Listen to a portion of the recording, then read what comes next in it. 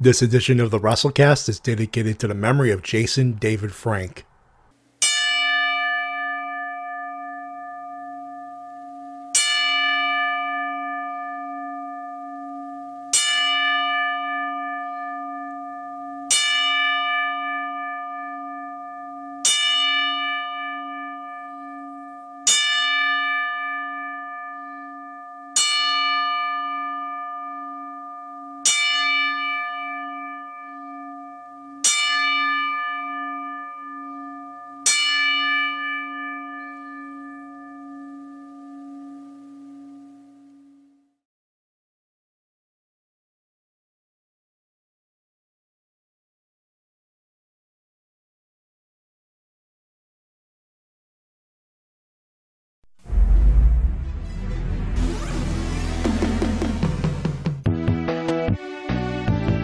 This is a presentation of RVT Entertainment.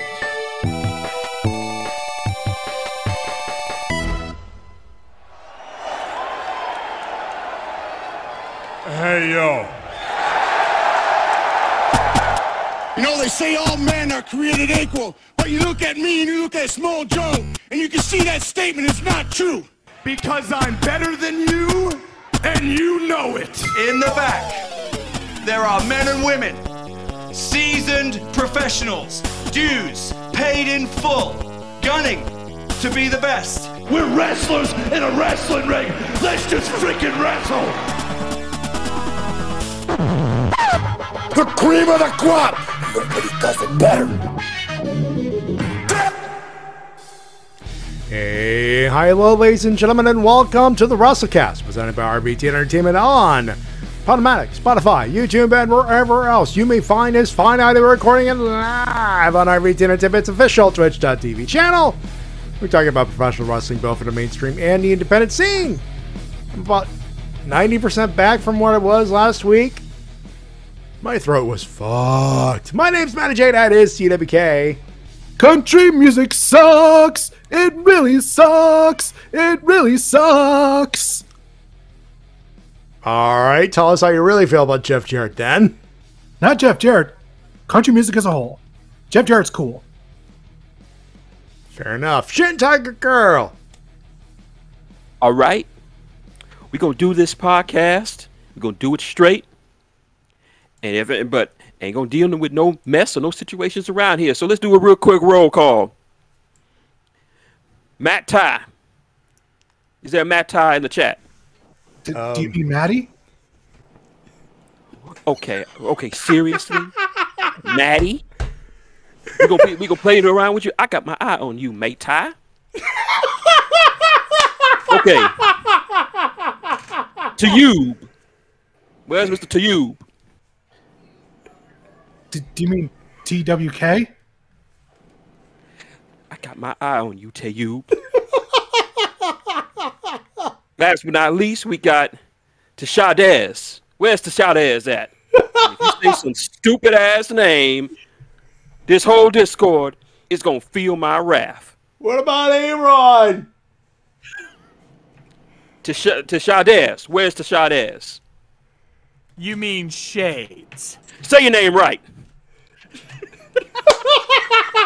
Tashadez. Shades. Tashadez. Shades. Tashadez. Shades. Tashadez. Shades. Tashadez. Shades. Tashadez. Say it 100 times, it ain't gonna change anything, pal! Son of a bitch! What about Aaron? Okay, where's Aaron? Present. Thank you.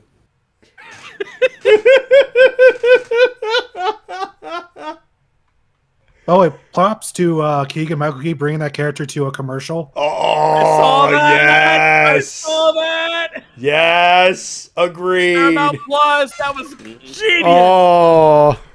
Keegan Michael Key is eating good tonight. Oh my god! Guys, check the chat! JC, my IRL real name is Aaron. I just remembered that. Oh my God! Ladies and gentlemen, totally not planned. Not planned. We don't know half of this shit. JC, this is not you. This is pointed to Aaron Rodgers because he fucked up now, hey, Ron. Goddamn AA Ron. Send you to Shaw Hennessy's office. Who? Shaw Hennessy, Hitmaster. You mean Mr. O'Shaughnessy? Get your ass out of here. Oh, fuck. Ladies and gentlemen, joining us in the fourth chair, of course, is the Shades.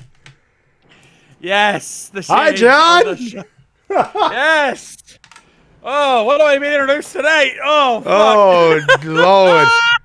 Hey, Van Fleet. It's She Rice. It's Chris. It's She Rice. Say it right. Oh, Lord. There's no Rampage because it happened earlier. We got all night. Well, maybe not all night, but we got some time on our hands. Which we're gonna need because we got the full gears, and then we got the War Games. That's the Survivor Series and then you got all us four chuckle fucks talking about professional wrestling. So a good Friday indeed. And it's not even April yet. All right, holy shit. Or maybe it's another month. Usually it's March. Whatever. I'm not late Catholic early March. anymore. Regardless, your point is still standing. We're having good wrestling in November. What the fuck is going on? It's as if people realized we're not going to compete with football, so let's just do wrestling what we do with wrestling. And of course, some of you go, but Matty, which kind of football? Yes. Yes. Yes. Yes. And for those who go, boy, ain't it soccer? They called it football before football got called football, all right? Actually, some people, for what I've heard, they actually called it soccer first, and they decided to say change it to football to fuck with us. At least that's what I've heard. Either way, the feet are being put to balls. Yes. Hashtag foot to balls. Thank you, Dwayne. Yeah. Anyway, we got that. We got a review. It's been a while since we had one of them review preview shows. So we're gonna have a lot of fun with that and all the news. There's news and good shit. Good shit. Let's get to the clip of the week because we are starting with Full Gear. We must start with the winner of the match in the main event. And, oh boy, did he have things to say in that media scrum. Thankfully, uninjured, and he will show up eventually. But let's just say Maxwell Jacob Friedman was humble, to say the least. Humble in the best way possible. Take a listen. All the times, they are a-changing. Oh, he's here. You wait your turn, baby. People pay to see me, not you. Let's talk, shall we? AEW is now destination television once again. The ship has been steered properly once again. This belt is now the most important belt in this entire sport. And it's thanks to 3 letters. And it damn sure ain't AEW. I know for a motherfucking fact it ain't MOX. It's MJF. God damn, you people are fucking dumb, man. No offense. No offense. You had sympathy for the devil? What are you, fucking stupid? You morons bit on every single word I had to say this past couple of months, huh? I want to earn it. I want to fuck that. I deserve it because I'm the best wrestler in the fucking world. And every single one of you know it. On the microphone, in the ring, nobody can touch me. That's a fact. Nobody is on my level. And then, to think you guys still believe me when I put over this motherfucker this past Wednesday?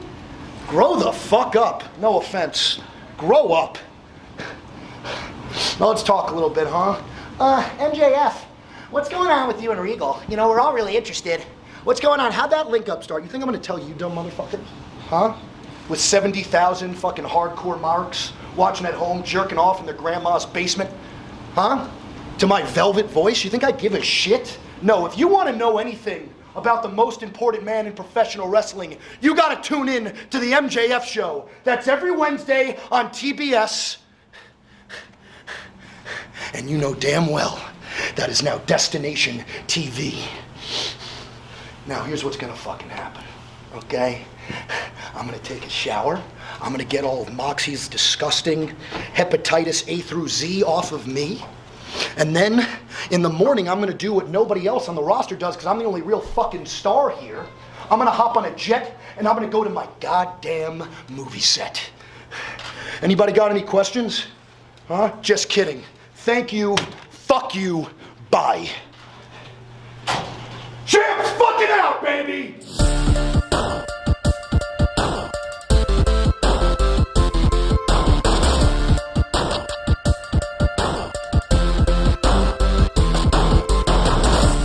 Man ain't fucking around, ain't he? He pulled out every callback and reference in the fucking book on that one, didn't he? Went for every nerd, every wrestling nerd cred ever, and then shat on every nerd at the same time. People are saying we should hate him. I was like, fuck no, we love this motherfucker. He's an asshole, but we love this asshole. In kayfabe, we're supposed to hate him. We're supposed to be pissed the fuck off, but in truth, he fucking nailed it to the wall. Nailed it to the wall repeatedly and with the comments. If that poster was any more secure, it'd be in a Brinks truck. Yep. Beauty. And a beauty of a night. Not the greatest night of professional wrestling, as some would have you believe, but a very good night of professional wrestling was Full Gear. Newark, New Jersey at the Prudential Center. I'll get it right eventually. 12,106. No word if it was sold out or not, but packed house nonetheless. Loud house. I didn't see no empty seats out there, that's for sure. Loud all night. Oh, yeah. Oh, yeah. So was Chicago, but we'll get to Chicago. You bet your ass we're going to get to Chicago. Oh, Jesus Christ. Yeah, we'll get to Chicago. Yeah. By the way, I don't think the Chicago truly hates the Elite. They're fucking trolling. But we'll get to that. Let's get to the pay-per-view. The kickoffs or the 0 hour, or the buy-in, whatever you want to vote for. It is a 0 hour, but the pre-show. Best Friends, they defeated the Factory. It was a 10-man tag. It was Best Friends with Chuck Taylor, Trent Barretta, Orange Cassidy, Rocky Romero, and very evil Danhausen. He wasn't very nice. He was very evil. Yeah, channeling some of the original Danhausen. Yeah, this was a case of, up until now, we've seen very nice, yes, very nice, very nice. We've seen the end product of the process of creating the Danhausen character. What we saw there was okay, fuck you. I'm gonna be really evil, Danhausen. That wasn't Danhausen. That was Darkhausen. Well, it still called himself Danhausen, just the dark side of Danhausen. Yeah, this was the Danhausen that many of the indie scene have seen when he first introduced the character proper, with the violence and the demonic aspects of him, and of course, the teeth. The teeth and the spike. The teeth. Oh, there were teeth. There were teeth and the spike. Yeah. It was raining chiclets. Oh, and good old QT Marshall eating it, pull on, and then it was Nick Camarado that got the worst of it. It was Camarado got the worst of it, yeah. Yeah. Yeah, he got the teeth, and he got owned hard. Like, it was funny. Like, I love the way they set this up. Like, it's 4-on-5 because Danhausen comes in, like, near the end of the match. And throughout of it, the Factory doing what they normally don't do and dominate the entire fucking match. Like, they're just beating the shit out of the Best Friends. Like, they're even giving Orange Cassidy trouble. Which, you don't say that very often. They were giving Orange Cassidy a hard time. Finally, Danhausen comes out, and to know how dark he was, he didn't even come out to his normal music. He came out to a much darker entrance song, letting you know This ain't your normal Danhausen. This ain't Danhausen possessed by Pee Wee Herman. This is Danhausen possessed by Jason fucking Voorhees. yeah. So, definitely a good way to sell the match. The story of the match was, like, first of all, everyone knew Danhausen was the partner. They weren't even trying to be subtle about it. Like, even the commentators, like, we know who this is going to be. Come on, just get him out here. No, then they saw me like, oh, shit. Okay, we went from all we know it is to, oh, fuck. I think we hit the Danhausen button. We should not have done that. Very well told story there. Oh, I got the perfect analogy for this. I just thought of it too. Yeah. Oh, go for it. Danhausen turning into Darkhausen is like Varney turning into Death at the end of Castlevania. Ooh. Very nice, very nice. Yes, very good, very good. I like it. I came into this ring to kick the asses of all you fuckers. Ricky Starks defeated Brian Cage in a damn good tournament semi-final to determine the AEW, the #1 contender at Winter's Coming. And went 11 minutes. Scratch that. This was just the this was the semifinals. I corrected I tried to self-correct. It was a semi-final match. The winner would face Ethan Page on Wednesday. We'll get to that eventually. We will get I had to double correct both of you. It was Powerhouse. It was Brian Cage versus Ricky Starks. Pretty Ricky, what they call him. There you go. Pretty Thank Ricky. you. Pretty Ricky.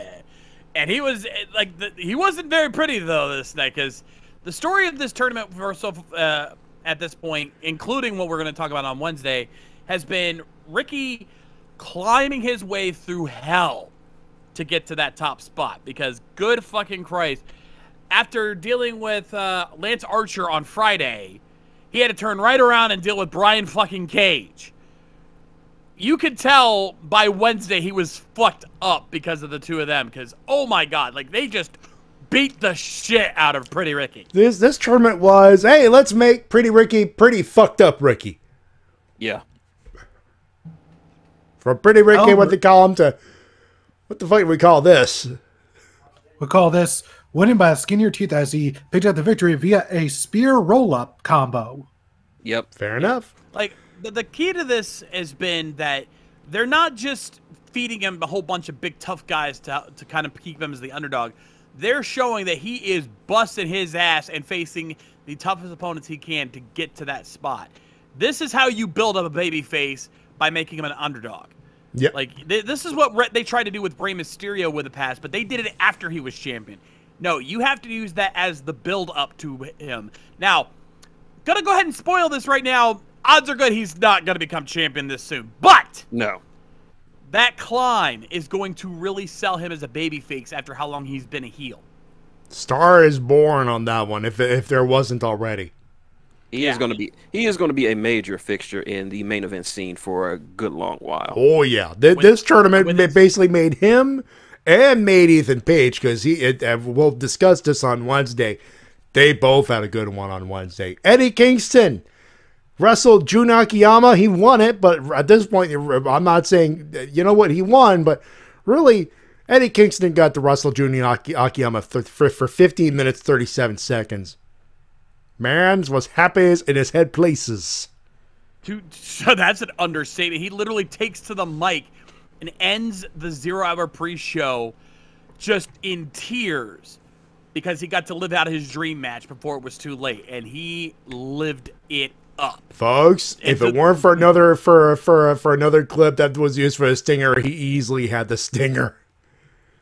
Yeah. He literally just started saying, go watch the rest of the pay-per-view. He was literally selling the pay-per-view up until the last second. Folks, it's 8:58. It's 7:58. Go buy the goddamn pay-per-view. Yeah, he said, Storm Hater, that's my match. Yeah, they literally had to cut him off and switch back over to Excalibur because he would have kept going. Like, he literally was watching the timekeeper outside the ring, just constantly going and going and going and going until he finally had time to kill. He had time to kill, and when it was time to go, buy the fucking pay-per-view. No one else in the world could pull a promo like Eddie did. Off the cuff, no filter, no script, just go. Yeah. I would say I've been saying this for months, if not years. Eddie Kingston is the heart and soul of AEW. Full You're stop. getting no argument from me there, No Shin. cap. No, sir. He is the representation of what a wrestler should be. Just that passion he has for the business. And if he decided to retire this week, he could retire happy because he got to fight his idol and beat him before he was too old to go, and June could still go. He could. Oh, yeah. But he also paid great respect to the legends of All Japan Wrestling, as well as Inoki. The four pillars. Yep, Misawa, Taue, Killer K. Yep, Kabashi, and who's the fourth Inoki. pillar? Oh, Enigma Extreme. Eddie Kingston is top all MJF as world champ. Do it. I'm going to keep I don't repeating see it being Kingston. I'll give you my prediction near the end of the show. All right. Pay-per-view proper. The part where you have to pay to watch wrestling. Begins with a good old-fashioned steel cage motherfucking match. Jungle Boy Jack Perry defeats Luchasaurus 1840. Jesus Christ, boys. It's the curtain jerker, not the middle of the card. Right? Like this was Tony Khan not just hitting the no fucking around button, slamming it so hard it shatters into a million pieces. Oh, I love Jack Perry paying tribute to Shawn Michaels throughout the match with his attire and moveset. Yep. This is kind of a thing that AEW does a lot, where a lot of matches, like certain moves, certain moments, literally are note for note exactly like a match in wrestling history. We've seen it many a times. Hell, even Punk did it before he fucked everything up for himself. You know, they would do that a lot, and we kind of saw a little bit of that here with Jungle Boy. By the way, this will be a theme of the night. Stars, if not made, were made solid. Jungle Boy, if he wasn't a star then, he definitely is a star fucking now. Oh, he would later go on. Since this is kind of an off thing, we'll mention this. On Wednesday, we saw a promo from him after the shoot, like literally after the pay-per-view. Oh, don't worry, we'll get to that. Where he outright says, you know, yeah, I wanted to kick his ass, but at the same time, I'm honored that we had that match together because that was the match that we needed. He was proud of that match, and it should be because, good God, those two went to town again. The fucking curtain jerker. I said this. Go ahead. I said this at the start of this feud. That this feud with Christian Cage and Darth Luch is going to make Jungle Boy. Jungle Boy has been made. He is a legitimate megastar right now. Amen to that. And to think, it's not even over. He still has to fuck up Christian Cage down the line. I'm gonna say it early right now. All the four pillars of AEW, they put on their work boots that night. Oh, they fucking did. They fucking did. Now you wonder, where are they going to follow that steel cage? They'll need to calm the crowd down a little bit. How about the return of the Elite? Death Triangle versus the Elite. Carry on, my wayward sons. But they lost in the six-man tag for the AEW Trios Championship after a hammer got used by Rey Fenix. Yeah, talk about a surprise. By the way, for the record, for those who didn't watch Wednesday, they rectified the booking by saying, "Oh, this is best of 7 now." They just won. Yeah. This is technically match 1. Match 2 happened on Wednesday. We'll get to that. Another theme of the night there. But Jesus Christ, the insanity meter keeps climbing and climbing and climbing with the Lucha Brothers and the Bucks. Now, a couple things we should know about this match. One, of course, the entrance for the Elite. I mean, we knew Death Triangle, usual opening, epic, always awesome, can't complain. Carry on my wayward son. There you go. Yeah. After this little video thing where it shows a whole bunch of text, all ominous and stuff like that, and I believe it was a reference to something, but I don't remember exactly what. Then out comes the Elite to Carry On My Wayward Son by Chicago. Kansas. No, Kansas. Or Kansas. I'm awake. There you go. I'm awake, sir. Carry On My Wayward Son by Kansas. And just what I like about this is that they didn't go for the usual intro where the Bucks come out to their song, do their thing, and then they have Justin Roberts do the epic, super long introduction into Kenny Omega. So we didn't have to deal with that, though I'm sure eventually we'll get back to that. Not yet. Still haven't had that yet, but it's coming. They had that entrance, and then the other big thing is the crowd, because the crowd made clear whose side they were on over there, with a certain chant. Fuck CM Punk. Yeah. They were loudly and proudly chanting that shit on pay-per-view, by the way. Oh, it was not muted at all. Everyone could fucking hear it. And it's not surprising after everything we've learned. You know, again, AEW's got most of the marks hiding out in it. So you know the marks are going to come out for something like that. And oh, did they ever. And again, going to the theme. Oh, yeah. They were in Chicago on Wednesday. We'll get to that. We'll get to that. To note that Kenny confirmed on Twitter that using Carry On Wayward Son was a reference to Supernatural.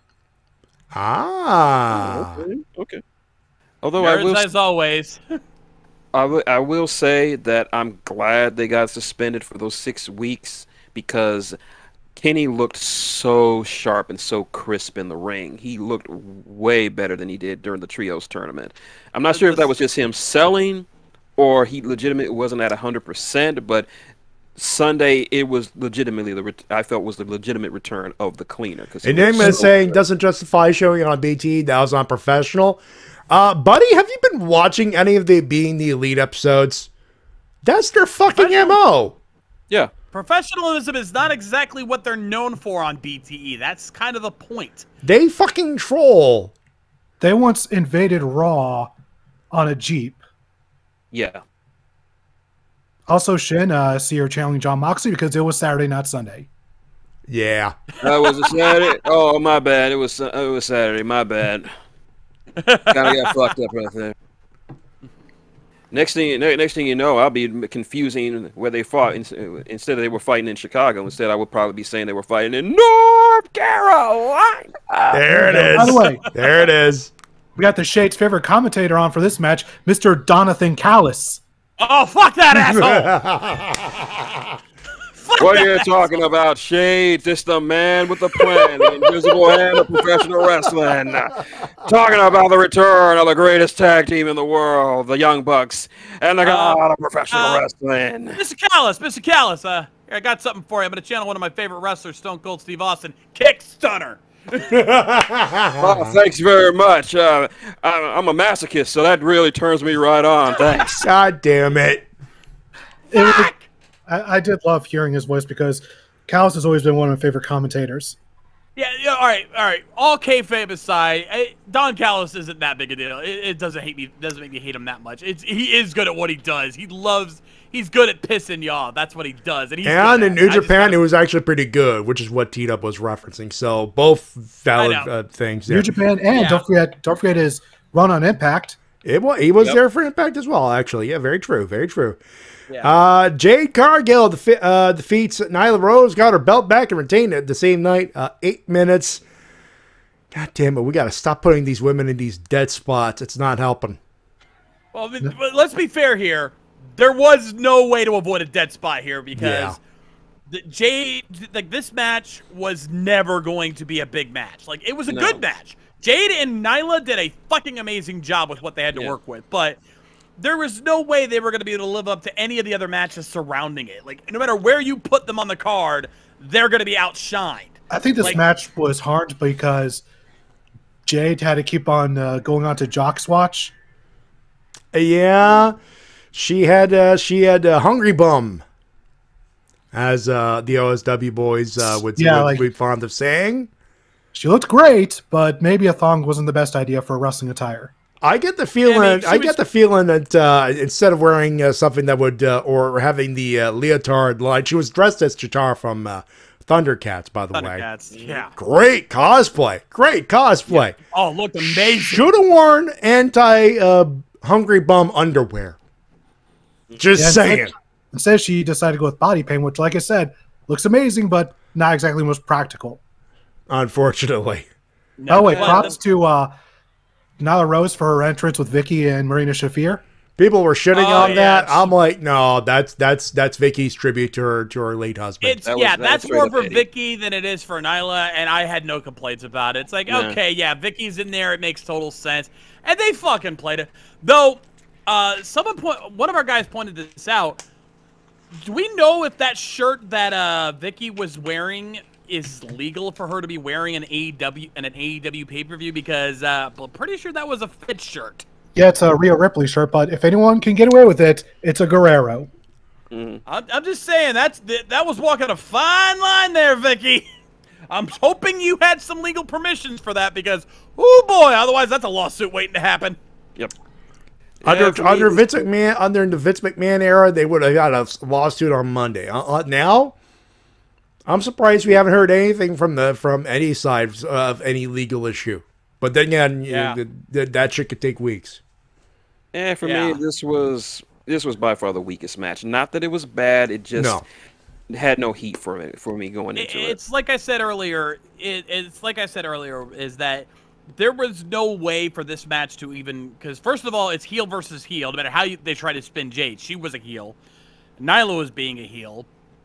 There was no way to really make this match as hype as anything else on the card. Even the other two women's matches that it was competing against, which each had their own good stories to tell. Yeah. It was the case of they needed to have a TBS title match. There was no way around this. And they did. And to be fair, Nyla did her level best to put some heat on it. Yeah. She did the work. It just didn't pan out. Enigma Extreme probably, going back to the I'm Your Mommy shirt, Enigma Extreme probably, I think this is a great point here. I'm pretty sure Vicky gets residuals for that shirt because it's based on Eddie's shirt. So that kind of makes sense.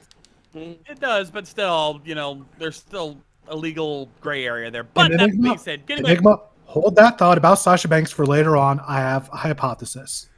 Okay. Are they still hoping for Sasha returns to her calls? Yeah, we got more hypotheses going on. And I know Tita wants to read that thing, so we got to move on. First time in 5 years, the former Paige here, Saraya. Whoa. Scroll back a bit. Wait. Yeah, I got it. 4-way match. I fucked up. Then again, this is me, folks. Chris Jericho defending the Ring of Honor Heavyweight Championship of the World, defeating Bryan Danielson, Claudio Castagnoli, and Sammy Guevara in a 21-30 fucking banger of a 4-way match. Star-making performance for Sammy Guevara. Sammy put his working boots on, as Shin alluded to earlier.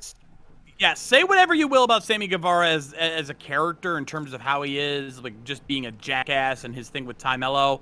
When he gets in that ring, he fucking goes, man. This guy knows what the fuck he's doing. When it comes to just bell-to-bell action, he's honestly going to be one of the better people in that company within the next 5 to 10 years. There's a reason MJF named him along with him, MJF himself, Jungle Boy, and Darby Allin as the 4 pillars of AEW. Sammy Guevara deserves to be amongst that list.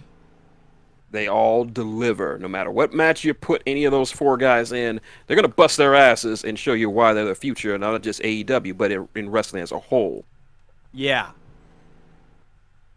But yeah, this was a great 4-way. You got the technical proficiency of Amdrag. You got Swiss being, well, the freak that he is. Swiss being Sammy. Swiss. Let's call it what it is. Yep. You got Sammy being, well, we just gushed about Sammy, and you got Jericho being the opportunistic and veteran heel that he is. And the story between Sammy and Chris was great. I love that. Yes. That was just brilliantly told, setting all that up, and just everything, like you said, yeah. And Jericho, considering how old he is at this point, the fact that he could still put on matches like this and still fucking kill it, that is insanely impressive. Yeah, guy's 51 years old, still wrestling like he's 31. Especially Seriously. that finish. My God, the timing on that had to be perfect. That's why these are called professionals. Oh, yeah. And the timing that needed to be perfect, they got as close to perfect as you can. Now we go to, for the first time in 5 years, Saraya defeating Dr. Britt Baker DMD in her return match. 12:30. Thoughts, gentlemen? It was a fine match. Yeah. I wasn't expecting anything great because this is Soraya's first match in, I said, 5 years. So more than anything else, it was just a litmus test to, okay, how much can her body take at this point? And can she survive this one match to keep going?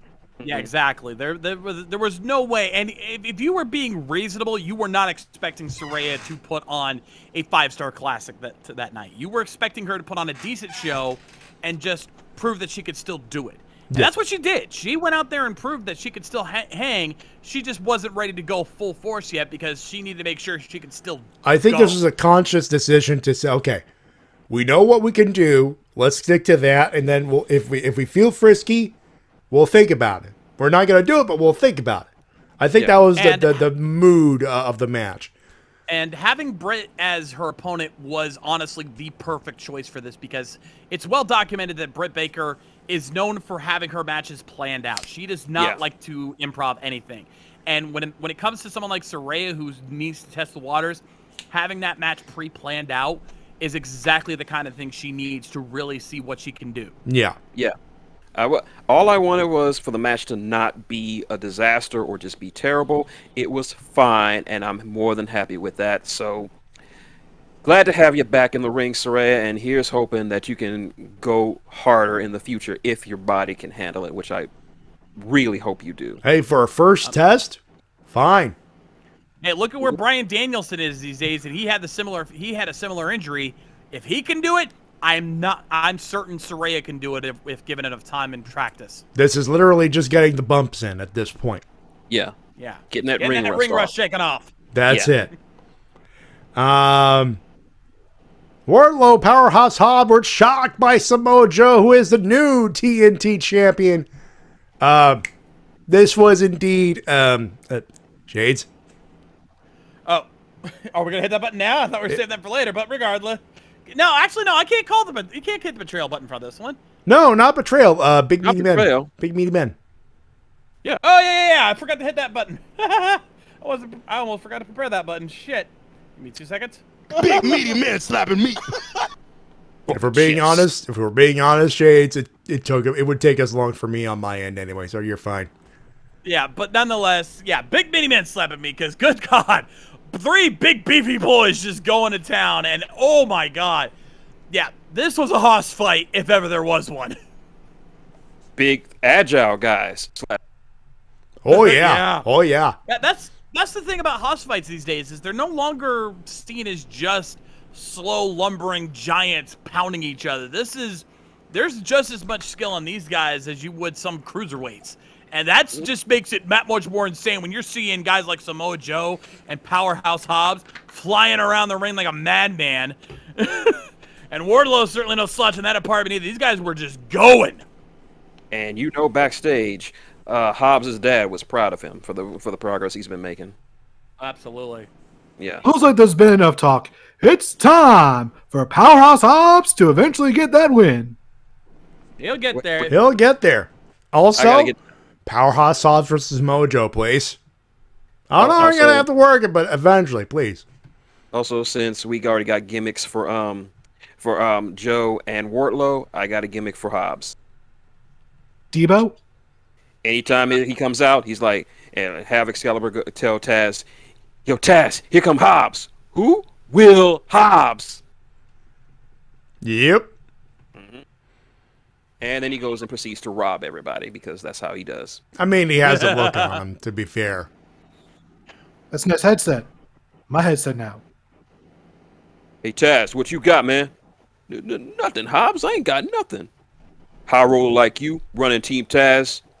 Sure you got something. Hey, what's up, William Regal? Oh, you old man. Well, so I'll have some creme brulee. But the big story of this match, of course, is Samoa Joe with the shocking defeat. Like, this was one of the 2 big surprises of the night was Samoa Joe getting the win. Like, I honestly thought going into this, I believe I said this on last Saturday, I honestly pinned Wardlow to win this match. You know, I think a lot of you guys were saying Hobbs, and I think I remember I was the only one that said Samoa Joe might win this. You were. I called Hobbs or Wardlow. I did not expect Joe to get the belt. I am taking that W, sir. You can take that W all the way to Night Land. Oh, is that where I'm sending you? God damn it. Yeah. Wardlow with the surprise shot from behind, clocking out Wardlow right as he's going through the Powerbomb Symphony. Just, and it's exactly the kind of thing Joe would do. He's not a guy who's above doing what it takes to win, and getting that cheap shot on Wardlow, oh, just perfect sell. To be continued on that feud, obviously. Oh yeah. Sting and Darby Allin defeated Slapnuts and Jeff Jarrett. I mean, Jay Lethal and Jeff Jarrett in a no DQ tag match. They decided, fuck it. Because it's Sting and Darby Allin in a pay-per-view. That's what they always do. Yep. Whenever those two get into a big match together, they just go, fuck it, and just kill everybody. Also, kudos to Satnam Singh catching himself a coffin dropping Darby Allin and looking still hi-fi and class in there. Coffin dropped 20 feet off the ladder, all the way past the stage to the floor, and he caught him like it was nothing. I got you. Satnam won. I got you. You're not going to die today. Yeah, that was a very dangerous maneuver that Darby pulled right there. If Satnam had missed his target, yeah, Darby would have gone back first right onto the ground, and he probably would have broke his back to win that. So, very good on Satnam for doing that. My respect for Satnam increased immensely after that spot. Amen. And I already had a lot of respect for the big guy already.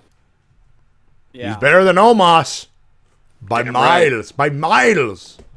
He's better than the great Khali and El Gigante, that's for fucking sure. Well, Satnam Singh and Omos, better than Tyrus. Yep. Ooh. That's better too. Ooh. By the way, for those who thought we missed it, it was brought up in the winners and losers, but yeah, we fucking know NWA fucked up. Oh yeah, we know. We know. We know. Jamie Hayter defeats Tony Storm to become not interim, as it was officialized as an official world title reign. She's a new women's champion of the world. Is Jamie Hayter? She defeated Tony Storm in a 15-minute matchup. And Shintigercurl, no surprise, is happy in his head places. Good Lord, we're going to be hearing about this for weeks, boys. We will. You won't. Cake. English cake beats Australian cake any day of the week. Jesus Christ. By the way, if Jamie Hayter were to fight Saraya, we'd have Paige versus Paige. God damn it. Because they're both wow. Because Saraya wrestled in WWE as Paige, and Jamie Hayter's real name is Paige. Yeah. Yeah. And a special guest referee should be Hangman Page. No. That would be commentator Ethan Page. No, commentator should have Ethan Page. The referee should not be Hangman Page. Diamond Dallas Page. Come on. Hey, go. He does the ring announcing. Page versus Page in a cage.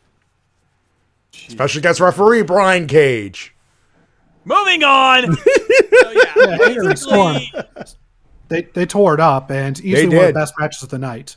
Absolutely, they saw that we're not a dead spot. We're gonna make the next match a dead spot, and they damn sure tried.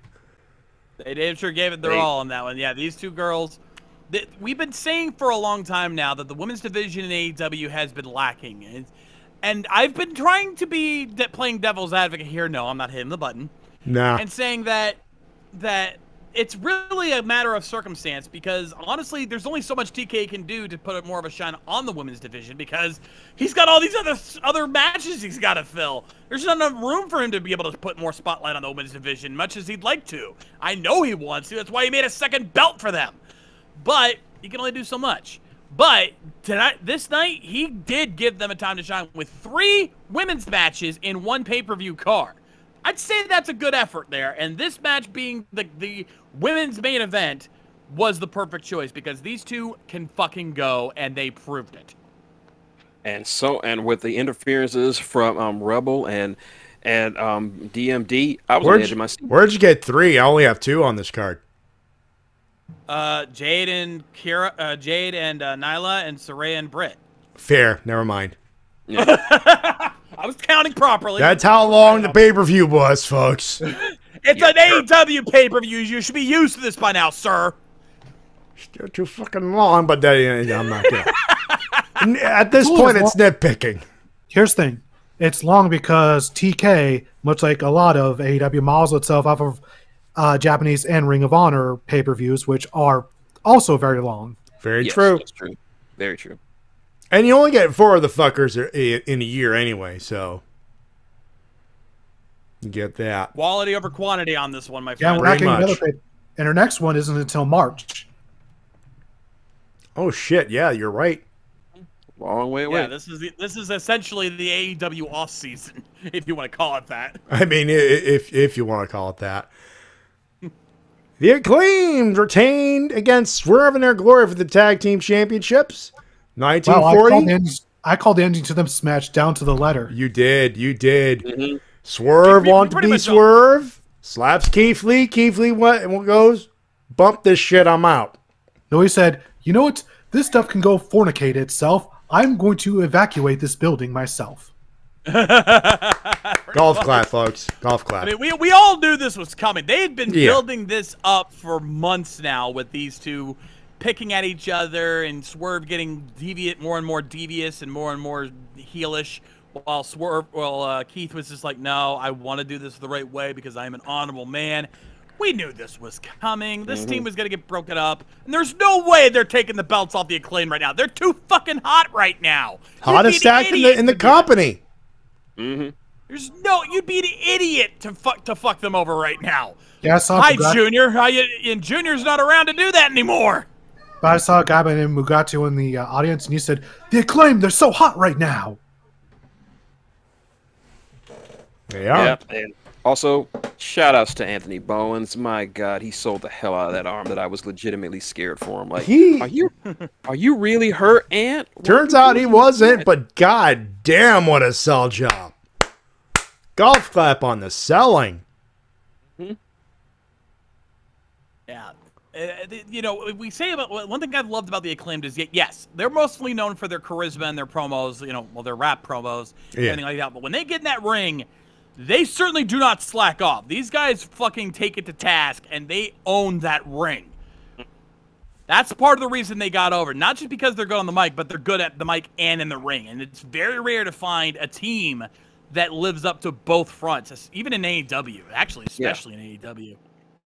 They don't do a lot of high-flying stuff or power moves or technical stuff. They're just a standard team, very good at what they do, very over with the crowd, very good on the mic, and they deserve to be champions for a good long while. Agreed. And in the main event of that particular evening, Maxwell, Jacob Freeman, MJF defeats Jon Moxley for the AEW World Championship 23-18. I believe this is where we prepared the Spoonie betrayal button. Yeah, I've got it. That I've got prepped. All right. Woo boy, let's talk about this. Yes. I get, and most of what I predicted came true during this match, because for the most of the match, Moxley was just casually beating MJF's ass. He was. Yeah. Every time MJF tried to get some offense in, Moxley would just stop him with a submission or stop him with a beatdown, and he was just not taking MJF seriously at all. And it came to bite him in the ass for it. The question I posed last week during our predictions was, it was never about whether or not MJF was going to win to that night. We knew he was winning this. The question I had was, would he do it clean, or would he swerve us and stay a heel? We got our answer, boys. Although, to be fair, he didn't lie. He did not use the diamond ring. He did not. He did not use the diamond ring. And Regal was there saying, "Don't you fucking use that ring, boy." He throws the ring away, flips him the bird. He gets in deep shit. The ref bumps again. And, while he didn't use the ring, he did miraculously gain the power of the punch. And that's where I have to hit this button. Betrayal! What? Betrayal! Betrayed me! Ladies and gentlemen. Thank you, Mr. Shades. Yeah. Ladies and gentlemen, Regal did it. Slides the buttocks, punch to the face. 1, 2, 3. MJF is the new man. Also, if you know that in this match, MJF was getting cheered 90% over Mox. And it should also be noted that this has got to be one of the very few occasions where a man from Plainview, Long Island, New York, or just New York in general, was getting cheered like a hero in New Jersey. That is insane. But with everything that the MJF, even when he turned heel, even when the swerve happened, no boo, hardly any boos. They were like, oh, now he's got Regal on his side. Hell yeah! The match opened up with the fans chanting, "New champ! New champ!" And there is a lot of milestones. I actually mentioned the milestones on my Twitter about MJF winning. MJF winning the AEW World Title makes him the youngest AEW World Champion in history, 26, which is the same age that The Rock and Yokozuna won their world titles. That's some good company. Yeah. And MJF is so far the only pillar to have beaten all the other pillars. He has wins over Darby, Sammy, and Jungle Boy, but they have never beaten him. God damn. And moreover, he is the only pillar to have ever beaten Jon Moxley in one-on-one. Whew, that's their he's gotta be he's their ace. In fact, I think MJF might be only the third person to ever have beaten Moxley for the world title. And in singles, period. Yeah, Kenny Omega, CM Punk, and now him. So he's in some very elite company, no pun intended. he is definitely proven what we've been saying for a long time now, is that MJF is the future of wrestling. Say whatever he's got the perfect heel persona. He's a guy that just does what he wants and knows how good he is. He's got the arrogant heel down to a perfection you've never seen before. Like, I can't think of a better arrogant, cocky prick heel in the history of wrestling. And that's saying a lot because there's been a lot of good ones, but he has got it down to a science. And when he gets in that ring, he sells everything. That's hard to do for a guy for wrestlers these days, and yet he can still do it. He can still keep kayfabe. In 2022, this fucker can keep kayfabe. How many people can do that? Nope. That's because according to Chris Jericho, he loves being a heel, and he actually doesn't want to be a babyface. But Jericho told him, "Look, one way or another, you're going to turn face because of this crowd, whether you like it or not." But it's a case of you're still working hard at it. You're going to turn babyface on just the hard work you're putting in as heel. Wrestling in 2022 is a very weird beast in that fact. But also, game recognized game. But there will be certain towns, which we will get to. We'll get to that. Also, I just remembered this little statistic. MJF is the last of the four pillars to win gold in AEW, but the first of the four pillars to be world champion in AEW. Yep, Darby was in Sammy were TNT champion. Yep. Jungle Boy was tag champion, and now we have MJF as world champion. Yep. There you go. Now, we gotta rate this son of a bitch. Gentlemen, have at it. All right, I'll start us off here. Honestly, the thing of it is, even the weakest match wasn't weak. Like, we said Jade Cargill and Nyla Rose was the weakest match, but those two ladies still went to fucking town on the weakest match of the card. There was not one match that felt even subpar or disappointing or, weak. They all were amazing. I can't think of any real complaints I had about this show. That's insane. So with that being said, I can't think of anything else to give this one. With all of the amazing matches, all the twists and turns, even with the expected victories, there were surprises. Look at the main event. Just everything about this pay-per-view was near perfect. As close to perfect as you can get. May not have been there wasn't any moments that completely blew your mind and made you rethink wrestling, but it did everything exactly as it needed to be done. So for me, I'm giving this a 5-star. Shin? I was teetering on 4.8 for a couple of days, but then I was like Shays. I'm like, even the two weakest matches for me, Jade versus Nyla and and Slapnuts' match, the two weakest cards in the match, they were still good. I mean, Jade and Nyla still put on a good, nice little mini hoss fight between each other, and that tag match was entertaining as fuck. So I really can't say anything bad about it. This was just a great wrestling show. It wasn't perfect, but it entertained.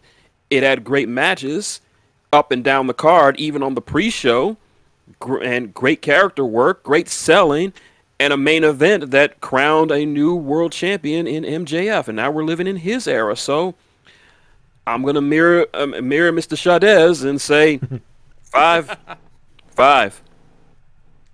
T-Dub?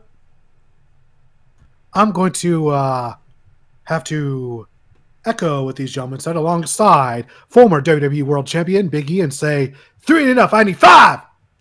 There you go. Yeah. I watched it again. I fought so hard against 5. I did not want to give it 5 because, as you mentioned, it wasn't perfect. And a perfect pay-per-view usually doesn't warrant a 5 out of 5. But I will echo what the Shade says. Even Jade Cargill versus Nyla Rose was entertaining. It's not easy to do. I don't want to do it, but at the same time, I can't help but feel, this is if you want to say, if you want to nail it down to something else, I say, you know what, 4.9. But we're being pedantic, so I'm giving it a 5 out of 5. Ma, can you get up here? We got broom. We need brooms. We need brooms. Sweep this up. Sweep. We got to sweep. Yipper. Call the cleaner because we got to sweep, baby. Call Kenny back up here. Now, if you want to be pedantic, it's 4.9. I don't feel like being pedantic. Yeah, you have to really nitpick. It'd be like 4.99999 infinitum. You know what I mean? Kier, to answer your question, what would get beyond a 5-star, which I don't know if that's even possible, it would have to be every match be an absolute banger and have at least 1 or 2 matches that completely blew your mind. Like those kind of matches that you will remember for years down the road. I don't think we had any of those matches here tonight, but I think you'd have to have at least 1 or 2 on top of every other match being at least as good as what we saw tonight. You need all out 2021 times 2. Pretty much. Pretty much. What you also need is a great build-up for every match. Every match has to have a reason to be on the main show. And throw in a couple of sleepers. Like those matches you didn't think were going to be great, but turned to be better than they were. So, yeah, if Tony ever pulls it off, that could be a 6 out of 5. I mean, this came pretty close in my book because, yeah, like I said, even a couple of those matches we thought were going to be sleepers, that they were going to be Snorefest, ended up being actually really good. Like, I was not expecting to like a Jeff Jarrett match. I really wasn't. But here we are. We really doesn't want to like a Jeff Jarrett match. Wow, you must not have watched many of his matches then, because the guy is one of the better workers in wrestling. Is. I think I'm not disputing that. But in his age, and after the shit he pulled in TNA, I did not expect him to pull this. Hey, we didn't expect Jeff Jarrett to draw a dime, but he drew 2 dimes, so... He did. He technically did. 2022 is a strange year for wrestling. Oh, yeah. Very. So, shall we get a lot to the of strange shit's happened this year. So, shall I get to the news, Mr. Matty? Let's get to the news, good sir. First up, we have news regarding AEW Fight Forever got 2 trailers shown off this past week. First, general trailer showing off the gameplay, such as all the weapons being used, and there will be blood. There will be plenty of blood. I mean, it's AEW. There better be. Yep. And we also got confirmation there will be special championship entrances as Moxley walked out through the crowd with his belt around his shoulder.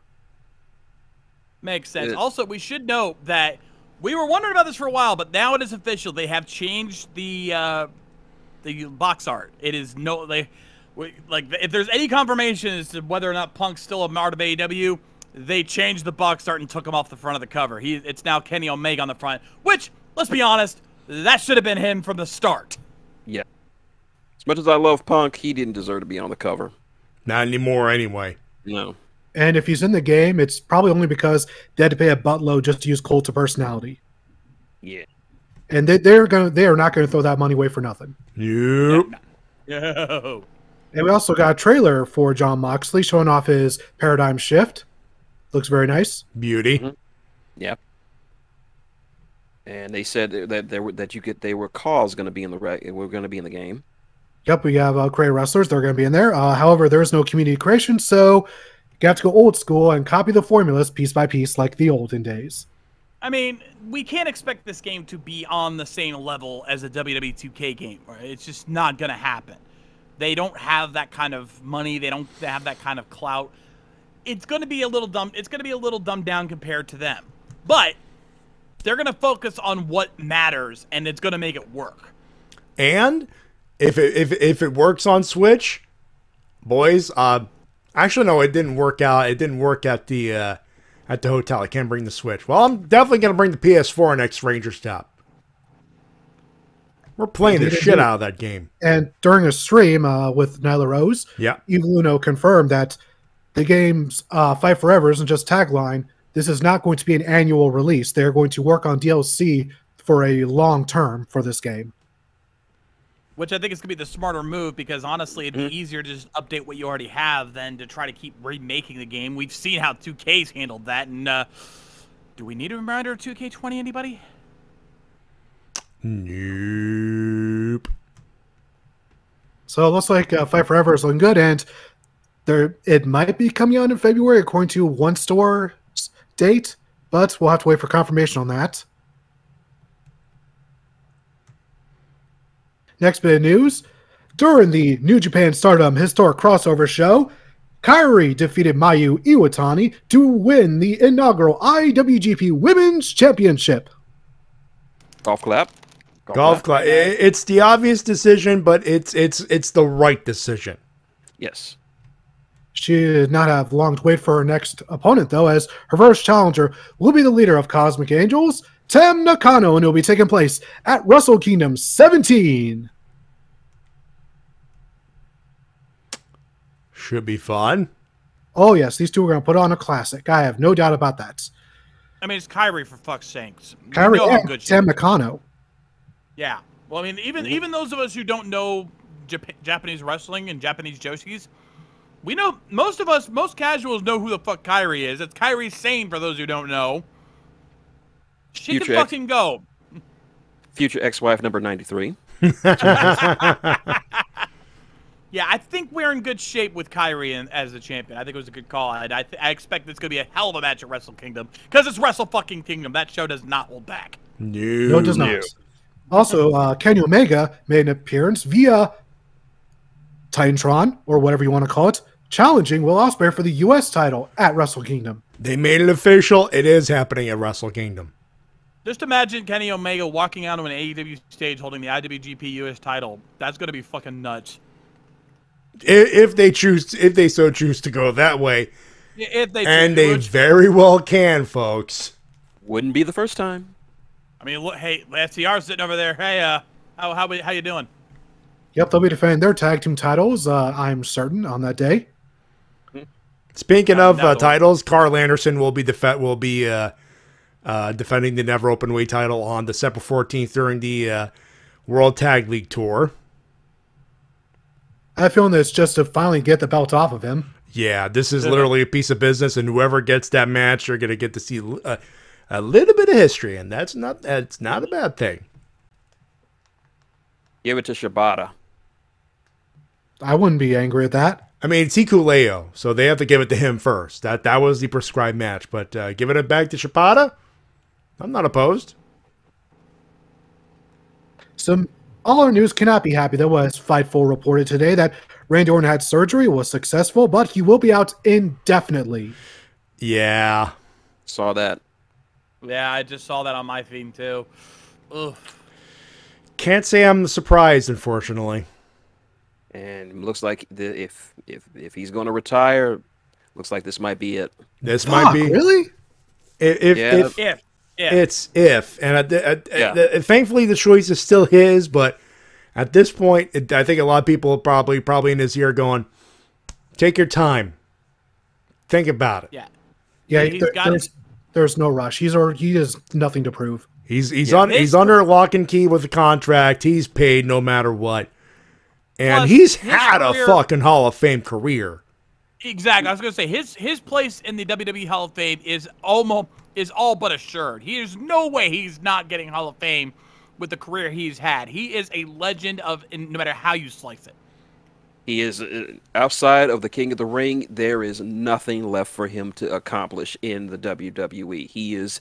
If he wants to hang it up, it's one hell of a career to hang up. Couldn't agree more. Just goddamn. Yeah. And some more what the fuck news. Sarah Logan returned last week, and with a look that was straight out of Max the Impaler's. Yeah, this was inspired by the Viking Raiders and Sarah and what's the dude's name? Her husband. I know it's Raymond Rowe. I have no idea what Viking name they're using for him. Anyway, not sure if he's they're married and they are into the Viking lifestyle, so to speak. They are into that, so it's a natural progression. But I'm not gonna lie, she calls herself Valhalla now, and even I'm like, oh wow, that is straight up. I don't know if it's 100. I can't say it's 100% intentional gimmick infringement. Because again, she is an enthusiast of the Viking lifestyle. That at this point I can't say that I can't go 100% like everyone else and go, that's gimmick infringement. But I'm like, but there's one person who called gimmick infringement. That was Heidi Howitzer, the tag team partner of Max the Impaler, and Howitzer noted that it was down to the individual braid colors. That's a little more of a gray area. That's a little more of a darker gray area there. I think she might have done a little... I mean, doing a Viking thing? Cool. Absolutely understand it. Love it. Doing it exactly down to the braid colors? Ooh, now you might be walking a line there. This is one of those... I'm not sure she watched Max the Impaler, but if she did, Jesus Christ, that's copy. Let me get a picture comparison so Shades can see. Yeah, Shades, you could see this for herself. I'm like... This can't be 100% intentional, but Jesus Christ, there had to be some kind of intentional. Like it's no longer coincidence. Yeah. We are awaiting the pictures. Oh yeah. Oh there it wow. Is. Yeah. It's nice. Obviously, there's a difference in the color scheme and everything else, and obviously the makeup scheme and everything else. However, it's not 100%, but Jesus, close enough. It's close. It's at least a solid 75. And this is the second time this company has done that. Yep. This year. Mm-hmm. Earlier this year, they used Axiom, which is a copycat of Razorwing. The NXT guy, you're thinking? Yes. Okay, yeah. No one still cares about NXT, by the way. No, but just, I'm so tired of this company ripping off gimmicks. And then they had on NXT this week, Bootleg Serpentico.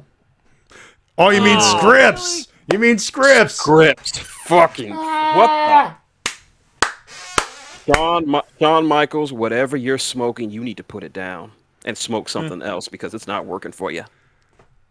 Yeah. So, for those who haven't been following the story, for the past several weeks, there have been these threatening phone calls to WWE HQ from this weird, creepy dude with this dark voice, threatening to make changes and do all these things. And shows up on NXT. It's fucking Reggie in a mask, folks. Reggie in a cheap mask. This is why you need a good wardrobe maker. This is why Sandra is such a good asset for AEW. She is such a fantastic professional. I don't know who's doing costumes for NXT, but holy shit, fire them. Fire them, fire them, fire them. Especially for what they're doing with Big Double D. Oh yeah, Dijak returned. And Dijak. Oh my god. This. Jesus Christ, I have to riff on this.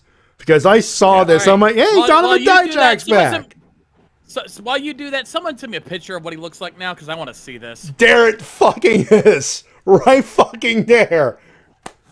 I spent all week trying to like it, trying to find something redeemable about it, and I just like, no. It's the White Bunny. He's back. So this is, correct me if I'm mistaken here, that's Dominik Dijakovic? Yes. That's Big Double D, yes. Yes. Yep, Dominik Dijak. Right. I don't even recognize. I'm starting to question what was worse, this or his run in a certain group. No, nothing is worse than Retribution. Fair. Nothing fair, is. fair. You can't beat that fucking mask that he wore, okay? Fair enough, but still, Jesus. He literally looks like Killer Cross when he was on the Indies.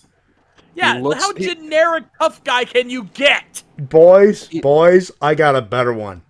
And I want to put this on screen for everybody here because I want people to realize how fucked up this is. There it is.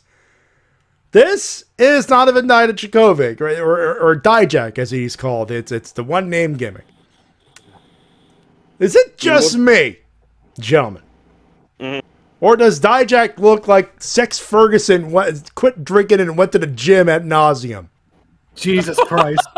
Oh my God. Oh, thank you very much, Matty Jay. You have ruined this for me now. Not like it was that hard to do. Shin?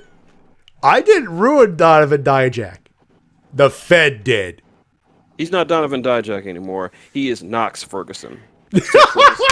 Dumber cousin. Oh! Can somebody get Dijak a bird hill right now? This man looked like fuck you, buddy. I got abs now. Iron cock.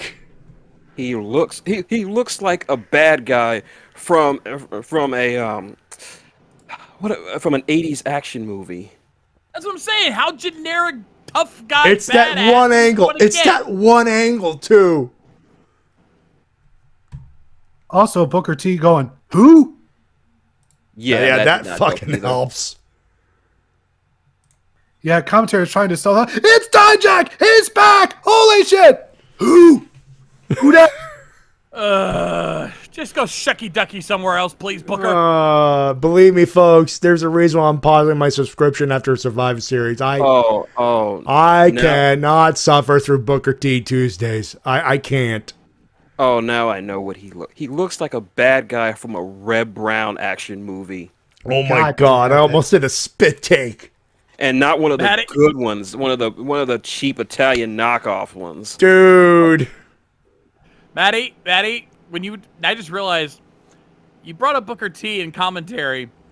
Someone called Ross Twiddle because it's tea time. Thank you. Oh yeah, baby. Yes. So, now it's the time for the favorite part of the show for Matty Jay, Shin, and myself.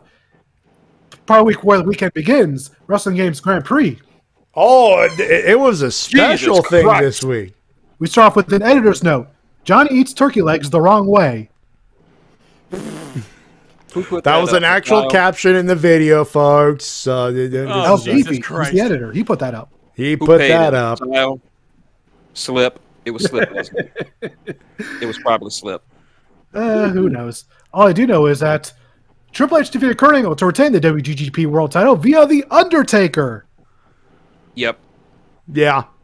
And we should also remind people that Kurt Angle wrestled in a pilgrim costume for Thanksgiving. He did. Well, yeah, in full reference to that TNA thing, too. Gotta love this group. And then Spider-Man just narrowly by the skin of his teeth, defeated the Gobbledygooker to obtain the WGGP Multiversal title.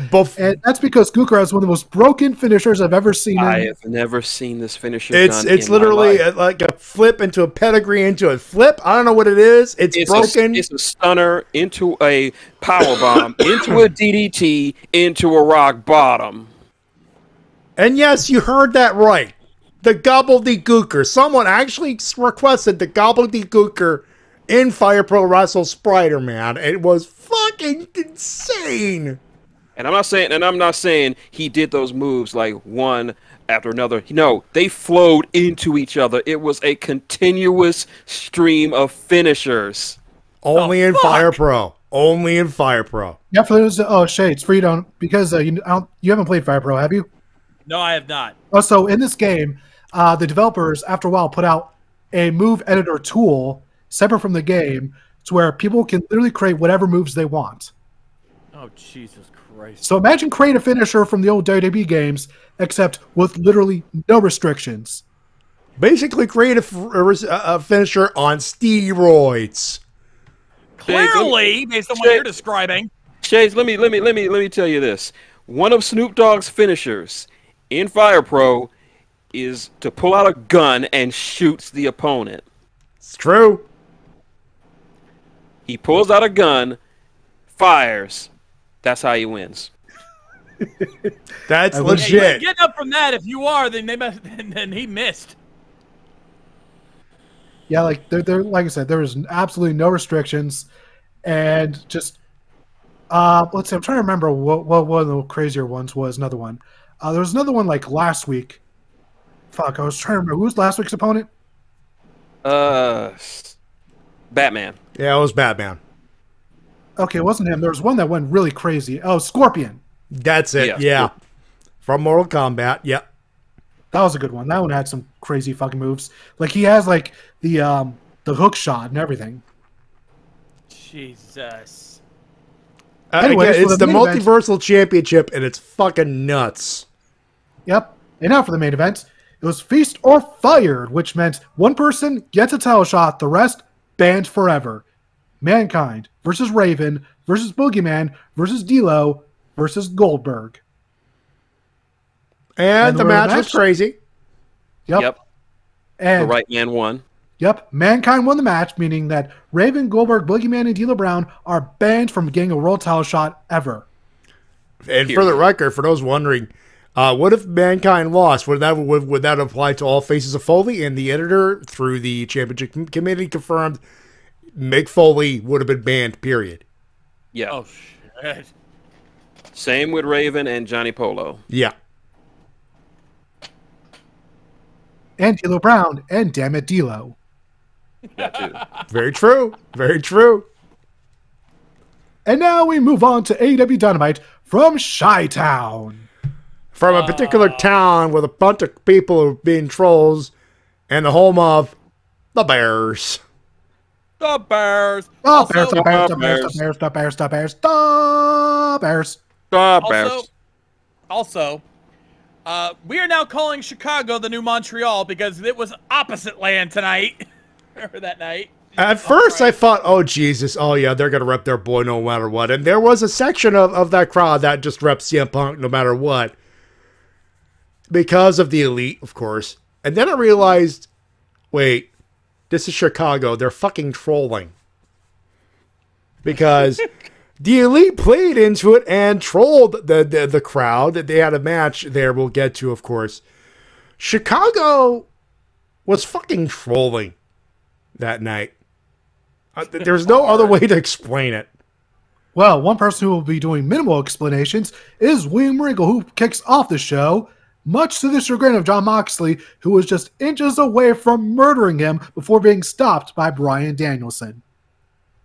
Yeah, in a masterful segment, by the way.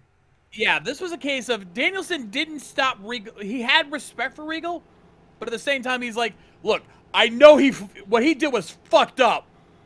But let's be honest, we've all done some fucked up shit. Murdering him ain't gonna solve your problem. Back off.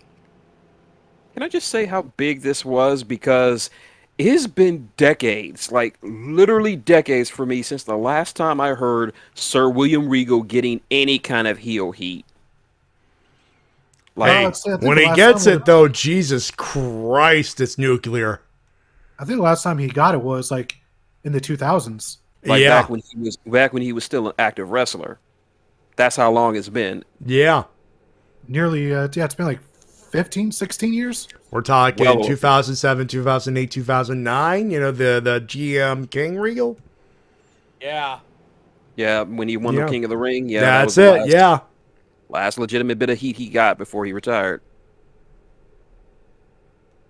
And Mox eventually gave in to Danielson's demands, but under one condition, that Regal walks away, keeps walking, and after he's done walking, he walks some more and never returns.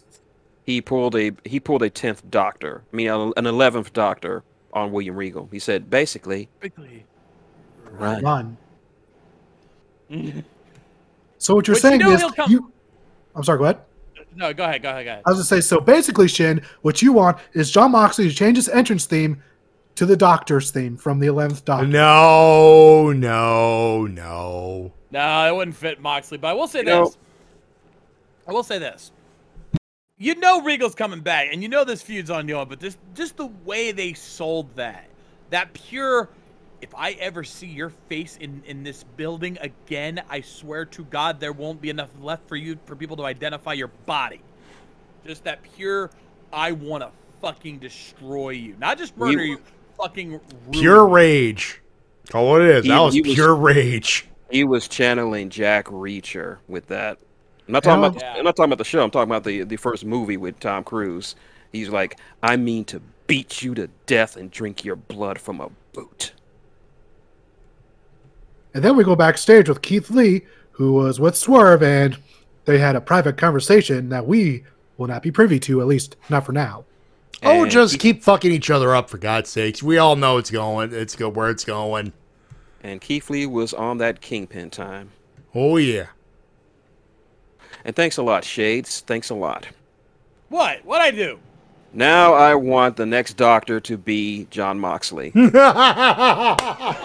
that was T-Dub. That wasn't me. That was T-Dub, dude. My bad. Thank you, T-Dub, for ruining Doctor. Now I want to see Jon Moxley come out of the TARDIS, bare shirt, and just say, "Yeah, I'm the Doctor. The fuck do you want?" Let's fight. To be honest, Shin, that's what I wanted Capaldi to do. Like literally from the thick of it, Capaldi, not what he turned out being. He did. I remember we were constantly joking. Oh, Capaldi's coming out. He's gonna curse up a storm. He didn't. But oh boy, did he come close a few times. Oh, there were a few moments where you could tell that dude from the thick of it just peeking out and just rearing its ugly head, but with that filter on. And then we got the All Atlantic Championship as OC defeated Jake Hager to retain the title, but Hager could have won had he not been so worried about the hat that he is so in love with. That was sorry, go ahead. That was the story of the matchup, by the way, for real. That was literally Jake Hager. I like this hat. Exactly. You know what? I've never been the biggest fan of Jake Hager, especially back when he was Jack Swagger. But these days, this is a guy who knows what his deal is and is leaning into it. He knows he will never truly be taken seriously. Yes, he can wrestle good. He can be taken seriously when he wants to be. But he doesn't really want to be anymore. He knows he just wants to have fun being in a wrestling ring. And he is playing it the fuck up. Being the comic relief, being the goofball, being the silly, levity of the JAS. More so than even sometimes Matt Menard and Angelo Parker. He's just fucking playing it up and having fun. And you know what? Who am I to take that away from him? The hat is over. The hat is fucking over. The hat's over. Fuck it. Speaking of a team that's over, the Factory, they showed up to ruin the celebration, but get out. Even a single thing. Get out. Fuck the Factory. You know this. No, well, no, that's what he's saying because then who showed up to interrupt that festivities? The darkness returns. Members of the House of Black, please rise. Oh, Black. it's so good to see the House of Black back again. And, oh, Malachi. Oh. They That have returned promo, in sir. all their black metal glory. Oh. By the way, there was some jackass on Twitter who riffed, well, look, it's the house of the people who didn't get the releases that were going to work anyway. And there was a dude who immediately commented, I'm not going to say verbatim, but he's like, my guy, you might want to delete this because you got it all wrong, bud. Seriously, like, the House of Black are over as fucking AEW. They've just had so much other competition to deal with, but their time is coming, folks. Trust me. TK would be stupid not to take advantage of the hype the House of Black have been building up lately. And I can finally bring this back. And if they ever win the trios titles, which they will, I want Justin Roberts to say, and new AEW trios champions, House of Black. Yeah. So they came in and they attacked not just the babyfaces, they attacked the heels. They're attacking everybody. Everyone is on their list. They are chaotic neutral. Yeah, Come on. They even security and jobbers that came out to try to stop them got taken the fuck out. One poor security guard, man, got destroyed. Yeah. Props to Julia Hart for still pulling off that fedora look. She looked She magnificent. looks gorgeous with that hat on. I was so used to seeing cheerleader Julia Hart that I was not sure if she could sell me on just that look, but my God, does she pull it off? By the way, her joining the House of Black, that was her idea. I think she made the right call. Best call. idea ever. And kind of feel bad for her boyfriend as he was laying dead at ringside.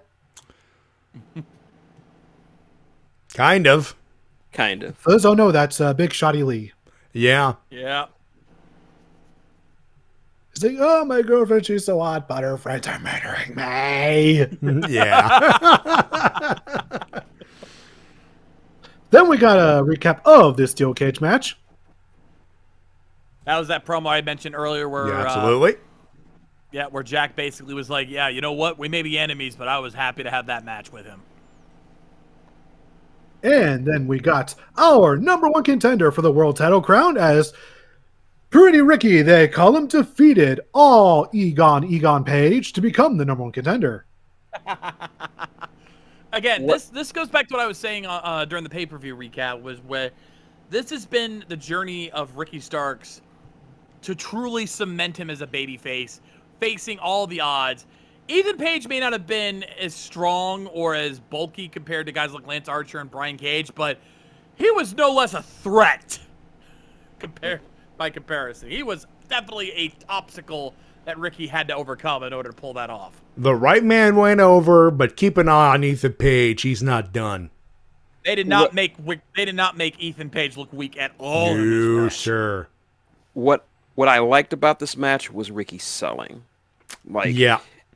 Everything he did, it seemed like it hurt. Just walking around, running the ropes.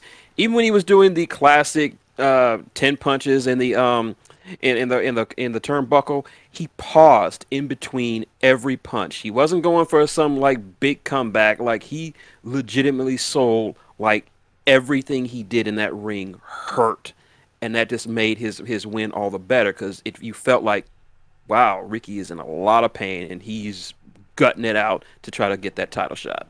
It made it felt like he earned that title shot. That he did. And following that, we had a recap of the TNT title match, and Wardlow, not happy customer. Nope. He is far from done. Don't worry, Hager will comfort him. I think they're trying to get back together. Yeah. I won't believe you. I'll believe it when I see it. It'll happen.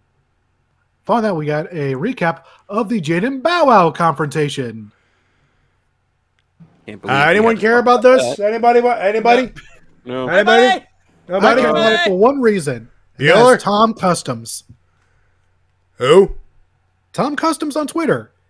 He makes fake match cards. They get people hooked up. Oh, yeah. I've seen that. I've seen that. Yeah, he probably did it for the shits and giggles, to be fair. So what he did for this was, for every 10 likes, he would decrease Bow Wow's size. Please tell me you have the finished product. Oh, I can actually get the post if you give me a moment. Yeah. So every 10 likes, he would decrease. So he became Little Bow Wow again then. Oh, I think he became teeny, mini, microscopic Bow Wow. He became Bow Wow Baggins, the lost Baggins cousin from the Shire. Damn. Oh my god. Oh my god.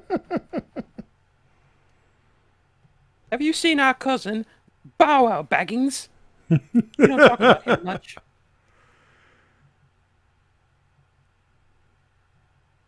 Just another moment or two. We're holding on.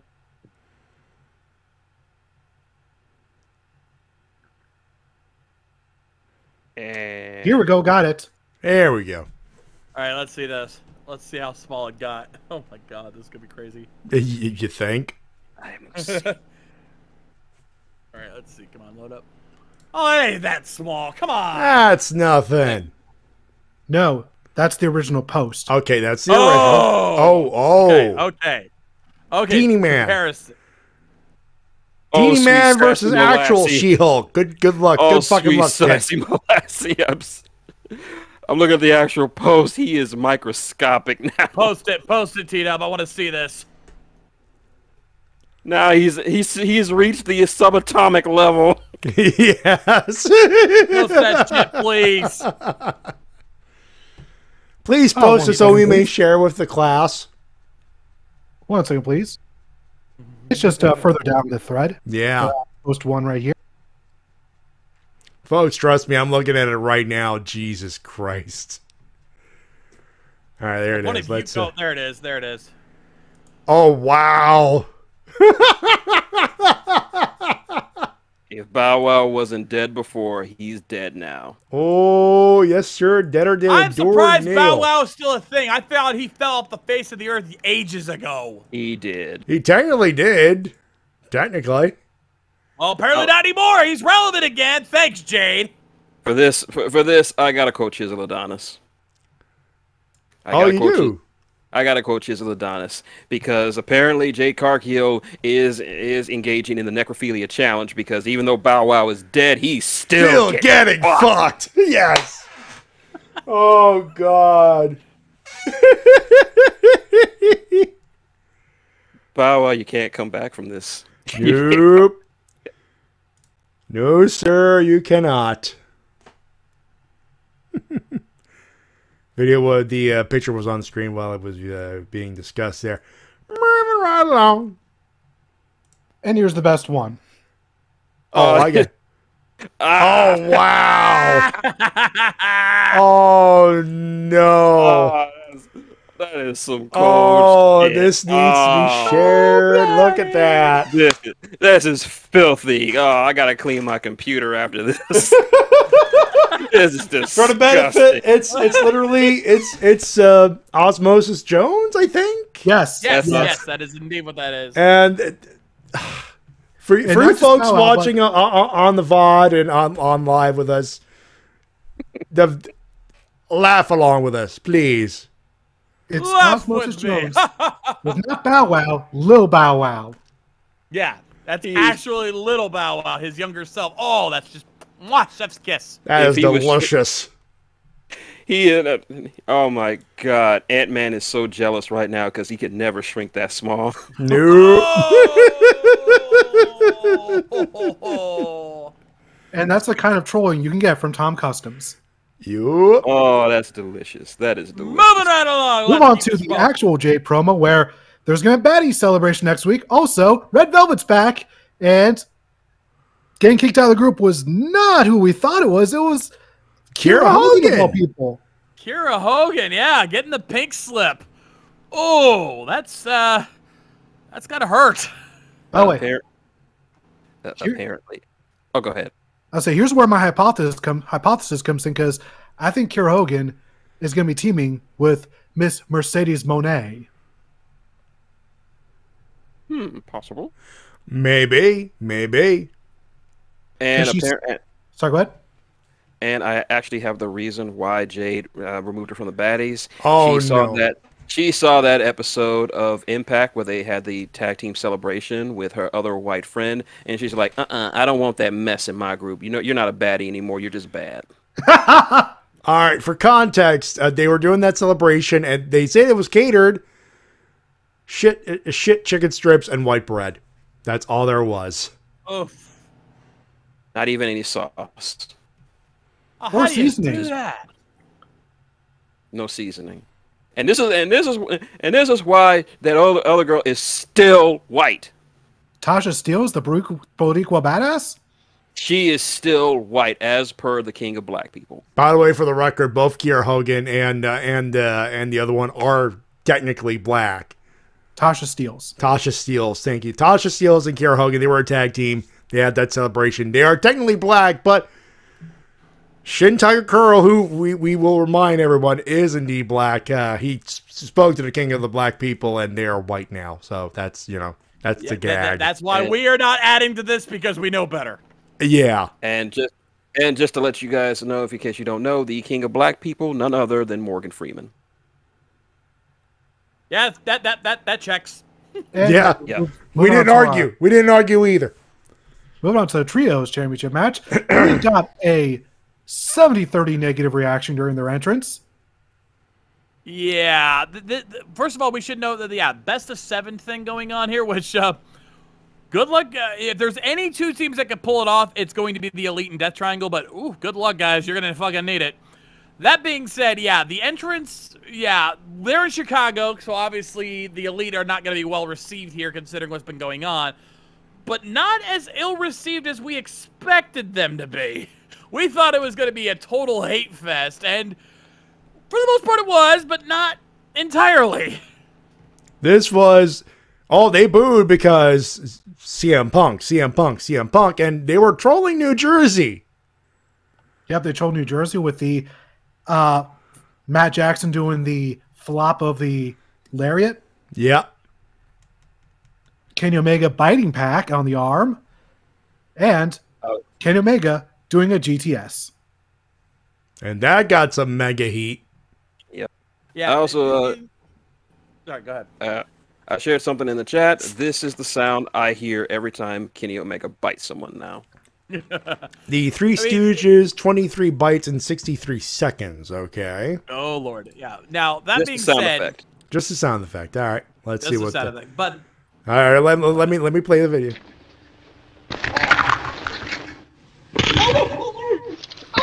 Ah, okay. I see that. I see that. That being said, now, the Elite, Kenny and the Elite, they knew they were not going to get over in Chicago. So they were like, fuck it. Let's just go nuts. And just, it's the same thing as when MJF, whoever's facing MJF in New York. You know you're getting booed out of the building just because you're going up against the hometown boy. You might as well just play into it. Hell, that was one of the smart things CM Punk did. Whenever he was in New York, fuck it. Just fucking play it up. Well, to be fair, it was more Long Island than anything else, and he is a Blackhawks fan, and, well, yeah, but he knew that he was never going to get over in Long Island, New York, so fuck it. Might as well be heel for the day. Yeah. The Elite were doing the same thing. Also, Enigma, CM Punk has spoken about the incident via snide remarks on commentary. Yeah, he was doing MMA commentary on UFC Fight Pass. And he was making snide remarks here and there about the incident. Then again, he was kind of being poked and prodded. I watched the clip itself. They were joking about it. The commentary team was joking about it. It looked like CM Punk was just like, here to do his job. He doesn't really want to get into it, but he knows he can't get away from it, so he's like, fuck it. I'll just say your own damn fucking fault, Punk. Just saying. Yeah, no one to blame but yourself there, buddy. And I used to be a fan of yours, so you can't tell me otherwise. And in the end, Matt Jackson tried to win with the hammer of his pants, but then out of nowhere, Penta El Cero Miedo pulled a hammer out of his pants and thwacked Matt Jackson over the head with it. So now all 3 members of the Death Triangle are using hammers now, so they have fully been corrupted. What the fuck's been going on backstage between these 3? Not Phoenix. Yeah, Phoenix did it on Saturday. He did, but reluctantly. Yeah, but now with Penta doing it, Phoenix is gonna follow suit eventually. But right now, he's still regretting using the hammer. Yeah, I'm calling it right now. Alex Abrahantes is going to cost him the trios titles. I don't doubt it. Alex? Yeah, because he's not been out with them a couple of times, saying that he just does not approve of the use of the hammer. So eventually, it's going to come to a head, and he's going to stop one of them from using the hammer at the pristine moment during that 7th match, and he's going to cost Death Triangle those belts. Also, I love what Luke Rebo said about these matches. He said, "Look at these AEW executives abusing their power, losing 2 matches in a row. How dare they? Somebody better stop these monsters." I saw that tweet. To be fair, they were smart. Look, us winning in Chicago is going to fuck things up anyway. We'll get our win back in next week. We don't need a riot in here. Also, just props to them actually losing twice in a row on their returns. That's pretty big. Mm-hmm. I think it's understanding that people are just happy to see him again, and they'll try to give they're at least going to try to give the other team a little bit of a rub before we get to the nitty gritty of the business. Then we go to Renee, who announced that Thunder Rosa is no longer the world champion. But before Jamie Hayter could say anything, Britt stole her thunder. Basically. So, dissension. Smellness. This is the story going forward here, is that now that Jamie Hayter is the women's champion, that dissension we've been seeing between her and Britt is going to start to build back up again. And eventually it is going to come to a head. It's going to take time, but it's coming. And it wasn't even just during the promo. It was even during the match that they had that right immediately afterwards. Oh yeah, Britt Baker and Jamie Hayter won the 3-way tag team match that also included Ty Mello and Anna JS and Sky Blue and Willow Nightingale. 2 of my future ex-wives were in this match with a potential 3rd. I was kind of sad that Willow Nightingale got a jobber entrance. I know, right? Yeah, me too. I get why they had to do it, because first of all, Anna and Ty are too big right now to get a jobber entrance, and Jamie's the champion. You cannot give the champion a jobber entrance. So unfortunately, it was process of elimination. Somebody had to get it, and it ended up being Willow and Sky. But yeah, the story of the match was more about Jamie Hayter and Britt Baker starting to redevelop that tension, that dissension, smellness that we dealt with before. They kind of put that on the back burner because I think they knew they had to put the belt on Jamie Hayter soon. So they're like, all right, we'll put that off the side for now. But now they're going to start bringing that back in, and you're going to start to see some moves being made in the next couple of months. Yeah. And to Slickrick in the chat, no, Death Triangle will soon be not featuring the Lucha Brothers. They'll feature the Hammer Brothers. That's right. There you go. Yep. So long as they stay away from any Italian plumbers, I'll approve of it. There it is. Thank you, Slick. I've been looking forward to that. Well, the thing is, 2.0 have Italian accents. Yeah, so at least they're more respectable Italians than some other people I could mention, but I'm still going to mention them anyway. It's Mario. So what you're saying is stay away from Luigi Primo. No, Luigi Primo actually does something productive for society, like make pizzas. What does Mario do? Stays all day in the pipe house smelling of feces and failure. If he's stenching of failure, then why is he always invited to the castle? Pity. He's in the friend zone. He'll never get the cake, but I know who's getting the pie. That'll be Bowser. I'm pretty sure that's just Koopa propaganda. Yeah, propaganda. That's the porno site where you can find all of Bowser and Peach's sex tapes. All right, moving on before this stream gets... Yeah, before Koopa Coot takes over again. Now before Twitch decides that this stream is no longer advertiser friendly. Right? Please. So Baker Hayter win, despite their whatever small differences may be at the surface of the moment. And then we got an FTR Top Flight promo where we get in a match tonight. Yay! Today. Earlier tonight. Yeah, it was Black Friday. Yes, and I have notes about it. There was a rumor going around that Dante Martin was injured. Well, apparently that was a lie. Yeah. According to Anthony Bones, he's fine. Yeah. whoever spread that around, like he was dragged out. It was dragged out through with some doctors, but he was fine. There was no sign of any injury in the matchup anyway. So, Yeah. Oh, thank God. Yeah, according to Anthony Bowens, he's perfectly fine. yeah. Then we get an Acclaimed promo, but Team Lethal will stop this scissoring party because they didn't like that they got named in the rap. Boo-hoo. Bunch of pussies. And then Taz Oh got God! so Wait! confused. Oh God! Why am I thinking of just now? I have the ultimate mashup, just a mashup. Oh, scissor me, slap nuts! Oh, jeez. Matty, corner now. I'm in a corner, motherfucker. Get the other corner. Someone should turn that to a theme song and actually play it during an AEW show. Jesus. No! No! No to the power of oh hell no! Well, moving on. Oh, Taz scissor me, slap nuts. So Taz was extremely confused by Billy Gunn saying Bowen's catchphrase of "Scissor me, daddy ass." Yeah, he was a little confused. God damn it, Taz! And then for our main event, Jericho defeated Ishii to retain the ROH World Title. Okay, God. we need to talk about this match real God. quick. This is dancing Christ. Chopped to hell. No, this was fuck you, slap me. This was fuck you, chops. The match. Yeah, this match, if there was any question about whether or man. not Jericho was still a tough son of a bitch, this match fucking proved it. In his quest to besmirch the Ring of Honor World Heavyweight title, he's become one of the greatest champions in Ring of Honor history after this match that Wednesday night, because Jesus Christ, they literally chopped each other so hard that Jericho got sliced open by chops. I have never seen this. Last time I saw this was between Hiromu Takahashi and I'm trying to remember his opponent was who was it? Ryu Lee. I have never seen this before in my life.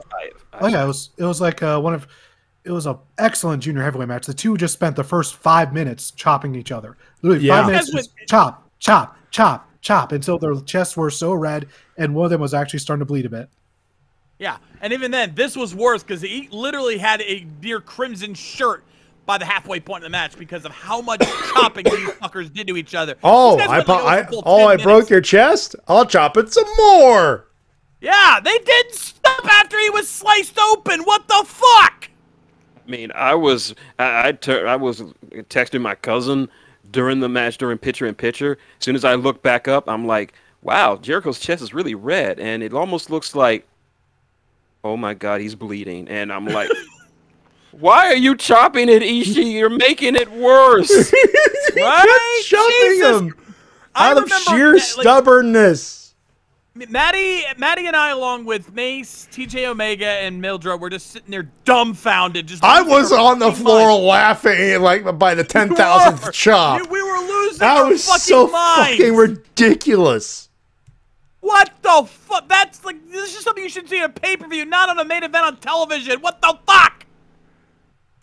I'm like, there are like a handful of guys that can go that hard against Ishii. You got Suzuki, Goto, Shibata in his prime. Add Chris Jericho to that list. Now Jesus Chris Christ. fucking Jericho. I mean, Yeah.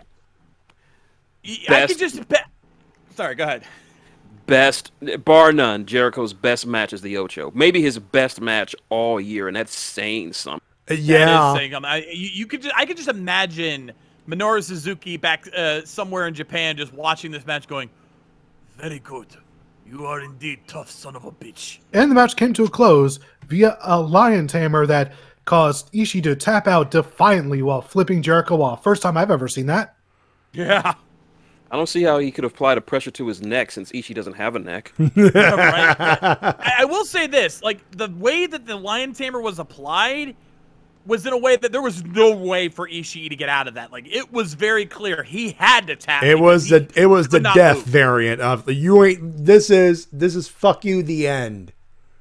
Yeah. That was probably one of the most brutal lion tamers I've ever seen. He made sure that Ishii had nowhere to go and no choice but to tap. And to end the show, Jericho was going to once again try to attack Ricabani, but out came Claudio. Yep, Claudio Castagnoli. I think we're getting the rematch on that. And apparently there was a follow-up to that earlier today on Rampage, but I'll have to watch that clip later. Yep, and Rampage is our next topic. There you go. Well, considering I haven't even seen Rampage yet, are you sure you want to spoil that for everybody? Oh, okay. I have not seen Rampage yet. It was a good show. It was definitely a must-watch show.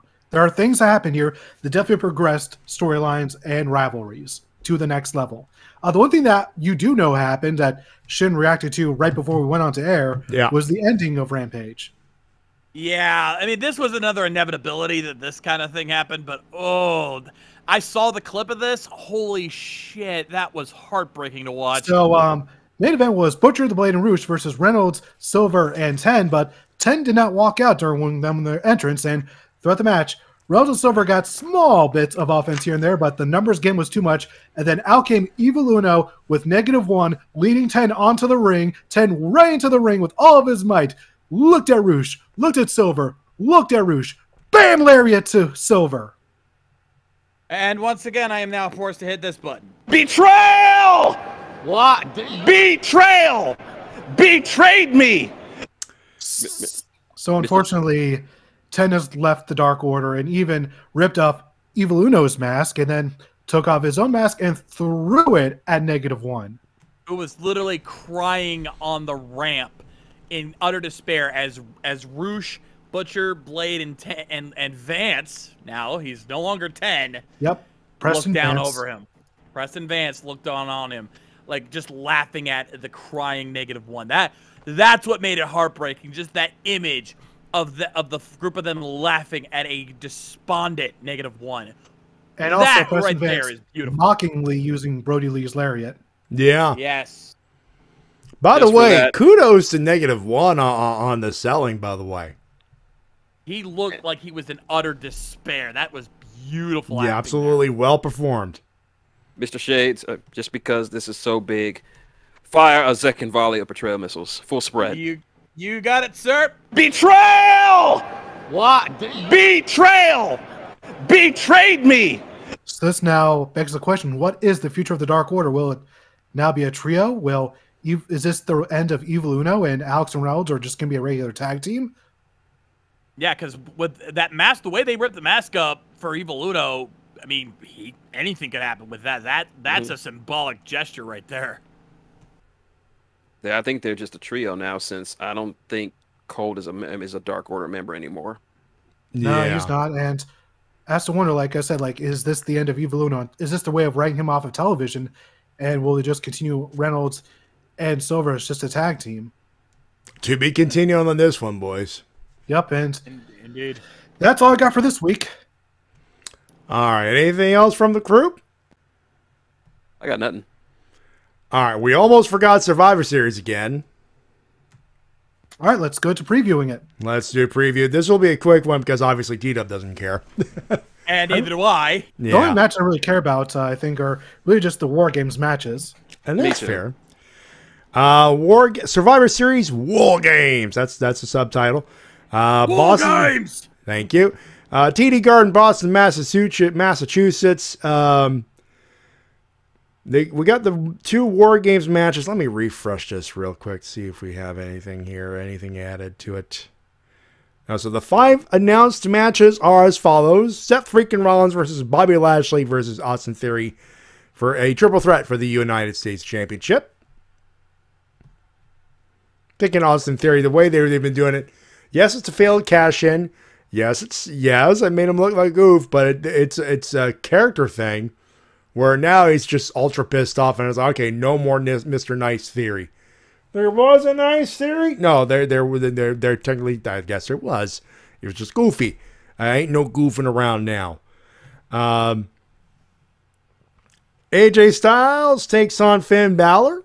Uno v Uno. Ronda Rousey will face Shotzi for the Women's Championship. For the SmackDown Women's Championship, rather. And the War Games matches are as follows. The Women's War Games match. Bianca Belair, Alexa Bliss, Asuka, Mia Yim, and a returning Becky Lynch, as announced on SmackDown this evening. Will take on Damage Kotaro, Bayley, Dakota Kai, and Io Sky, featuring guests Nikki Cross, no longer Nikki ASH. She even tossed a leotard to the side. And Rhea Ripley.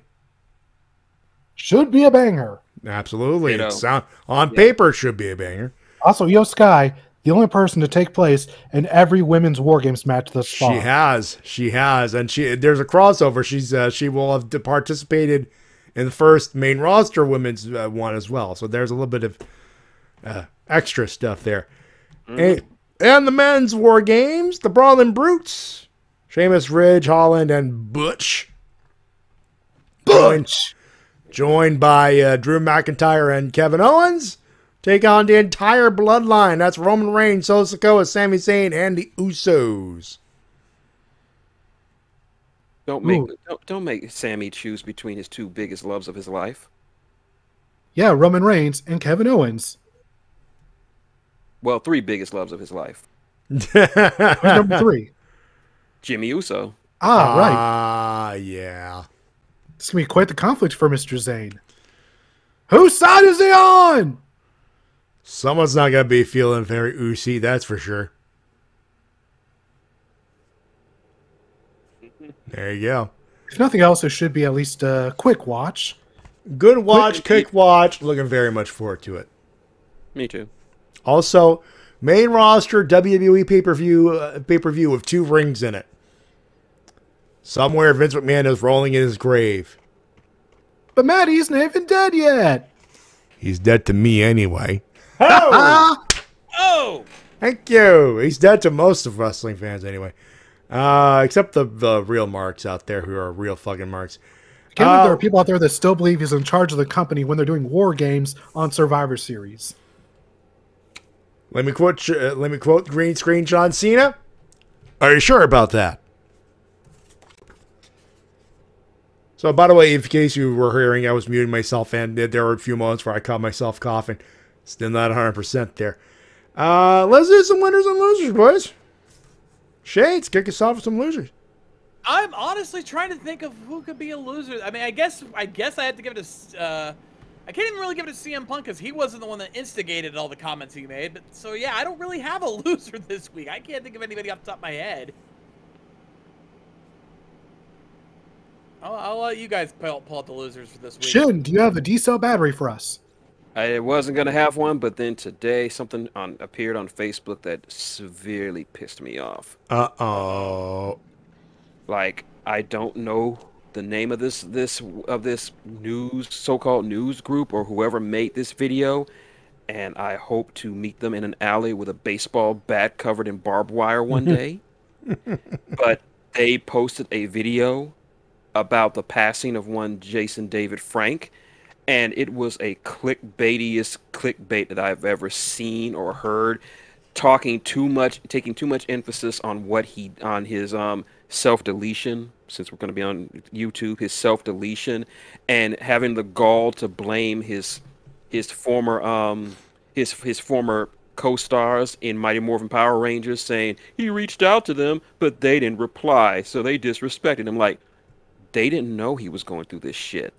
And the fact that you're peddling this narrative is highly disrespectful to JDF and his family and his co-stars in Power Rangers. So, whoever you are, sir, I know English isn't your first language, but you can understand this. Me, you, back alley, boots to ass. Yeah, now, we commented on it. I will say this: we on the Ranger recap, we did make a few comments about JDF's not so glorious history, but yeah, we not once said shit like that. Now, has JDF been unsavory in the past? We've heard stories, and now we've made jokes about JDF being as over as Hulk Hogan in certain regards. But here's the thing: we refrain from going that way on recap because a man just fucking died. Yep. And it's not TMZ. I can confirm that right now. It's not TMZ Cure. No, it's not TMZ. I would have said if it was TMZ. If it was TMZ. It was just someone on Facebook trying to get some clickbait and some clout and trying to rile up some shit. Look, even Easy will admit to throwing in some hatred, but here's the reality. I will repeat what I said on that tweet. Say what you will about his backstage antics. He was still part of our childhoods, and there should be respect put on that. And the one thing I've noticed is that I've heard so many stories about how he would always go out of his way to take photos with people. Like, for people who made Power Rangers Fight for the Grid, he apparently took pictures with every single developer. Yeah, that's the thing we even brought up during our look back on it during this last Tuesday, is that, yeah, there's been some stories about his ego backstage, but when it came to his fans, that man went above and beyond, and that is how he should be remembered. And I had a brief interaction. It was nice. It was cool. And also our own Zeltrax also had an interaction with him. Yeah. Mm-hmm. And as for my overall loser, I can't believe I got to do this, but I got to give one to Double Toasted. Oh, and is that the video with the? Oh God. I didn't post it on Facebook, but yeah, they talked about JDF, and it wasn't as horrible as the other one was, but they had no clue or real understanding of how important JDF was to a lot of people's childhoods and to Power Rangers in total. So they just kept making too many jokes for my taste. I'm like, okay, you didn't know the guy, you're not familiar with Power Rangers, could you at least be a tad bit respectful? So it's not enough for a D-cell battery, but it's enough for a loser. I'm sorry. There's going to be a theme here when we get to my losers there, because Jesus Christ, guys, the body's still warm. But before we do, we got to talk to T-Dub first, so let's do that. 3 losers: Sarah Logan, Scripps, and country music. All right. For those wondering, I've had a coworker who has been playing country music as of late, and it is still one of the worst genres I've ever heard in my life. Just listen to Johnny Cash and you'll be all right. He only plays the modern stuff. Oh, no wonder. Then listen to Johnny Cash. You'll be all right. I know Johnny Cash is great. He's an absolute icon. But this guy ain't playing no Johnny Cash. He's like, all of America, because I'm an American. Hop in my pickup truck, head down the good dirt road. Could be worse. Could be Luke Bryan. Oh God, yeah, he was. I think he was the guy who was part of the halftime show for the Grey Cup. Jesus Christ! It won't surprise me if he was among those lists. Yeah, but Luke Bryan is to country music what Nickelback is to rock music. Ow! Ouchies! Yes, I said it. I would rather listen to Nickelback than any of the shit that this coworker is playing. Right.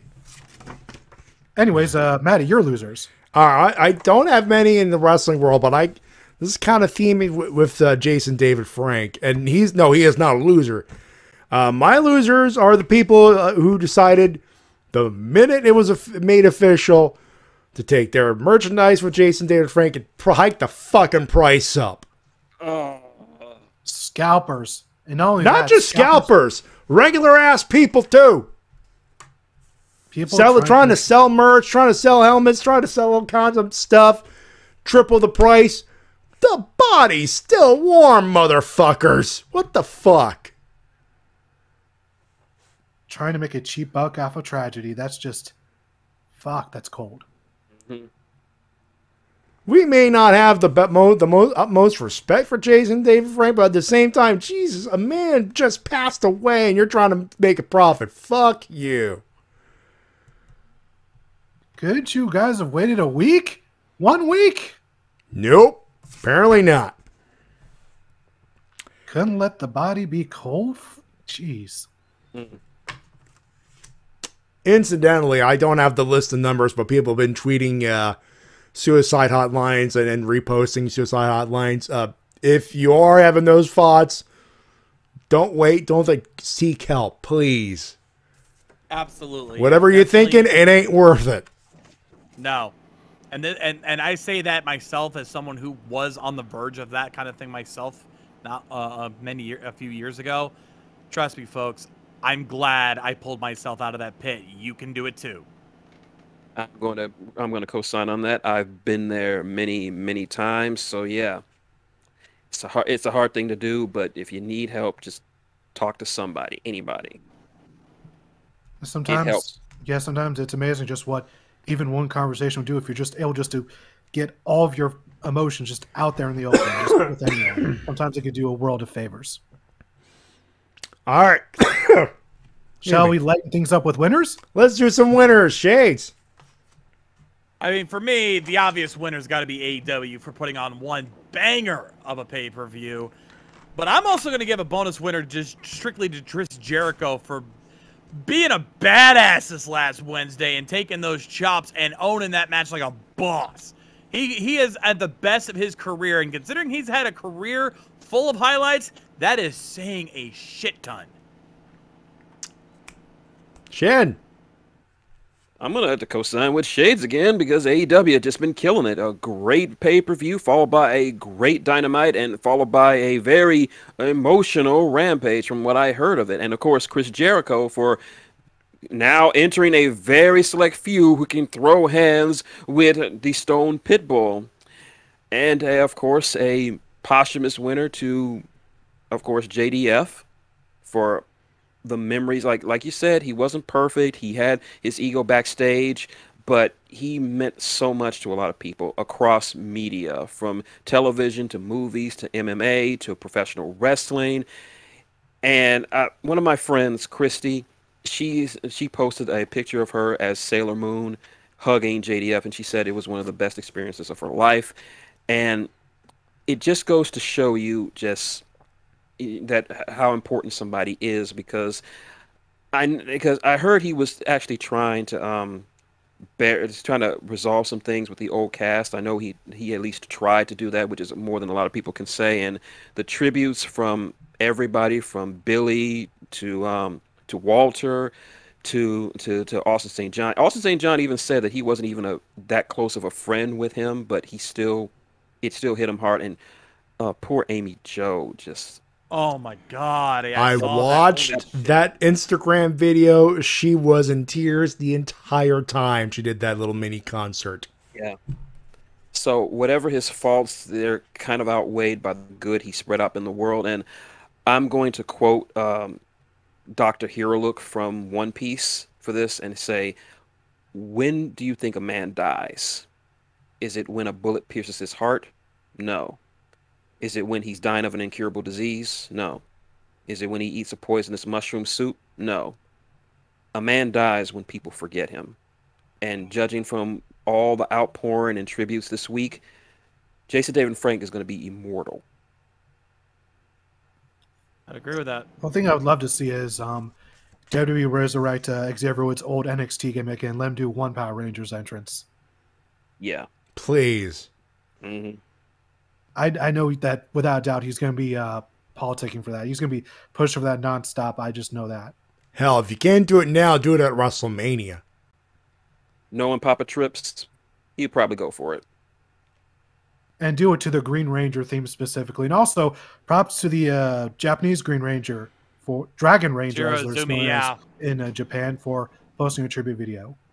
Mm-hmm. Also, I'd like to go ahead and give a shout out to a good friend of a YouTube artist named Trey Watson, who did a cover of Go Green Ranger Go. Holy shit. Ron Wasserman would be proud, sir. It's pretty high praise. Yeah. Wow. I've heard the cover. It is tastefully done. It is very good. I'm still at me. Are we still at me, or where are we here? We're at winners. We just got on Shade, so on to Shade. All right. Shin did his. I think so it's on to me. All right, so I got Athena for what she did on Rampage this week. I won't sweat, but it's good stuff. You'll see the promo. It's oh yeah. I don't think she's babyface there, bud. Yeah, I think that's official now. Yeah, after last week when she struck Aubrey Edwards, very certainly heel, and I like what they're doing with her, giving her some edge. Mm-hmm. And they have props to the Elite for being able to play into the crowds. They know how to work the crowds, and they know how to be trolls. And I guess it's my turn then. AEW gets a winner, so that's a sweep on that. Pentagon for that cameo on Monday Night Football. That was sweet. That was sweet. They were in Mexico City, by the way, for those wondering. Mox and Regal and Brian for that first segment on Wednesday. Masterfully done. Becky Lynch for the comeback. WWE social media has this video of Dominic Mysterio, and her Dom, is Dom, Rhea Ripley, going to the Mysterio household for Thanksgiving. It turns into, hey, let's beat up your poppy for one more, for the shits and giggles kind of segment, but kudos for doing that. Kudos. Just straight up kudos. They probably filmed the thing, and then after they were done, they dusted off and say, hey, let's have some dinner together. Kind of one of those weird moments where I'm like, all right, cool. Oh, wait a minute. I got one more winner. Go. And I've been actually keeping in touch with him, and I just want to give a congratulations to our buddy and longtime follower of both mine and of the Rift Down and of Wrestle-Cast, Devil Pogo Stick. He told me last week that he is getting married. Nice. Congratulations. Glad things are going well for him. Absolutely. Yeah, he said that he went home to pay a visit in Vietnam, came back with a fiance. So I'm officially telling you, Devil, congratulations, and Mazel Tov. Absolutely. Next time, John, tell him that we miss having him around. I'll let him know. He'll probably email me in like the next couple of days, but I'll let him know. Yeah. Also, Chris Jericho gets a winner for that fucking chest. And finally, actually, I forgot to bring up Valhalla, which is Sarah Logan's new name. They're referring to as Valhalla with the Viking Raiders. Yeah, she gets a loser for that one. Even if it's not intentional, Jesus Christ, a little on the nose, don't you think? And since I need another winner, fuck it, my beat commander from TWK Collectibles. TWK Collectibles got a winner. That's awesome. They found the figure, by the way, John. Story was the beat commander, and we'll go into more detail on Sunday when we come back for TWK Riffs Live. Beat Commander was on display. They didn't have the box, and I was like, I'm looking at it, but it's expensive. Go back on Sunday. They decide to sell it, but they're missing a figure. They found it. They're going to ship it to me. Hey, all told, it's still less than what I would have paid. I have to pay for the shipping. Put it in an envelope, and then it's $16. All right, cool. Still going to wind up paying less than I would have had with the box anyway. So, thank you, TWK Collectibles. You're awesome. And Box Lunch for finally giving me my money back. It was a gift card thing. It was a long story short. And I finally got my Sailor Mercury shirt coming. More details on Sunday. Speaking of, let's do some plugs. All right. As for myself, again, I have been doing my my manga dubs, all my stuff with Lab 316. I had a ton of videos coming out. I had like 6, I think, came out today. So follow me on Twitter. You see my Twitter handle on there. I post every morning, #morning manga update. So you guys will know what videos I'm working on.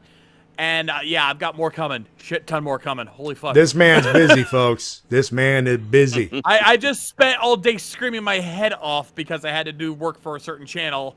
So yeah, definitely go check out the work because I'm definitely busting my ass. It needs to be noticed. Shin. All right, you already know Maxicorn on YouTube, and still waiting for that new War Machine lore stuff to drop from Privateer Press. Still waiting, but in the meantime, I'm still currently working on the first episode of my Marvel Champions playthrough series. I already posted the intro, paid a good bit of money. Going to be using that sweet MVC2 audio, so it's going to have a groovy soundtrack. And if you hadn't missed the newest video of me about to play Mario Party with my nephews, just to let you know, they did learn. And that's it for me. Kids, y'all got it easy with the Mario parties. Just saying. T-Dub. Be sure to subscribe to my YouTube channel. Latest video is me getting a little bit nostalgic with Dragon Ball Z Budokai 2. Also, thank you to all 80 people that have watched my Mario Kart 64 review. Thank you all for that. That was a fun video, the Dragon Ball Z one. Fun one.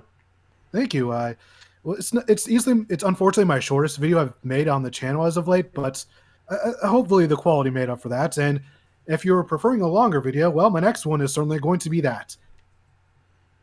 There you go. If you want to watch that video just a little bit, a scooch early, patreon.com/TWK reviews. Even $1 gets you in on seeing that video just a little early. I have my PayPal. I have my tip jar, paypal.me/MattyJ316. Shin has us as a myriad of donation places. If you follow on his Twitter at Shintigercurl, that's where you'll find it. Donations, of course, are optional, but very much appreciated, especially around this time of year. You can follow us on Twitter at MattyJ316, at TWK Official, and at Shintigercurl, and of course at the Shades AT. Guts, we didn't get to your email. I just realized that he had a couple of questions, but we're at the end of it. They were post Full Gear ones. Sorry, Guts, we didn't get to them. And we had a packed show, to be fair, so sorry about that. But if you want to send some questions, and please don't make them long. If you have just questions, just send us questions. The Wrestle-Cast@gmail.com is where you send them for that. Beyond that, that's going to do it, ladies and gentlemen. We thank you so much for tuning in. I'm back on this channel tomorrow not tomorrow, but on Sunday. For Tokarif's Live. Tokarif's Live. Live. Matty Carr strikes again! Can't fucking talk to save my life. I make money talking to people and I still screw up, Jesus. Anyway, back on Tokarif's Live. We're on the stretch. We're getting on that stretch soon, so it's all the Ultraman goodness and more Murdar with Ultra 7, so we're looking very much forward to that again. And I'm, of course, in intermission, we'll have more Ranger Stop stories to tell. Believe it or not, that was just tip of the iceberg on Tuesday. New episodes up, by the way, for Ranger Recap. It is up on the YouTube channel as well for your VOD watching entertainment and enjoyment. But until then, that's the show. We thank you so much for tuning in. As always, I will be 100% and hopefully not coughing. By then, until then, on behalf of everybody, including the Shades. On the Shades, and we'll see you guys next time. Rock on! Shintigercurl. This stream was churlish and unsubordinate. My name's Matty, by the way.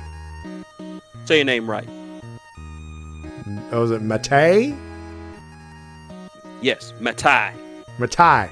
Yeah, okay. And of course, TWK.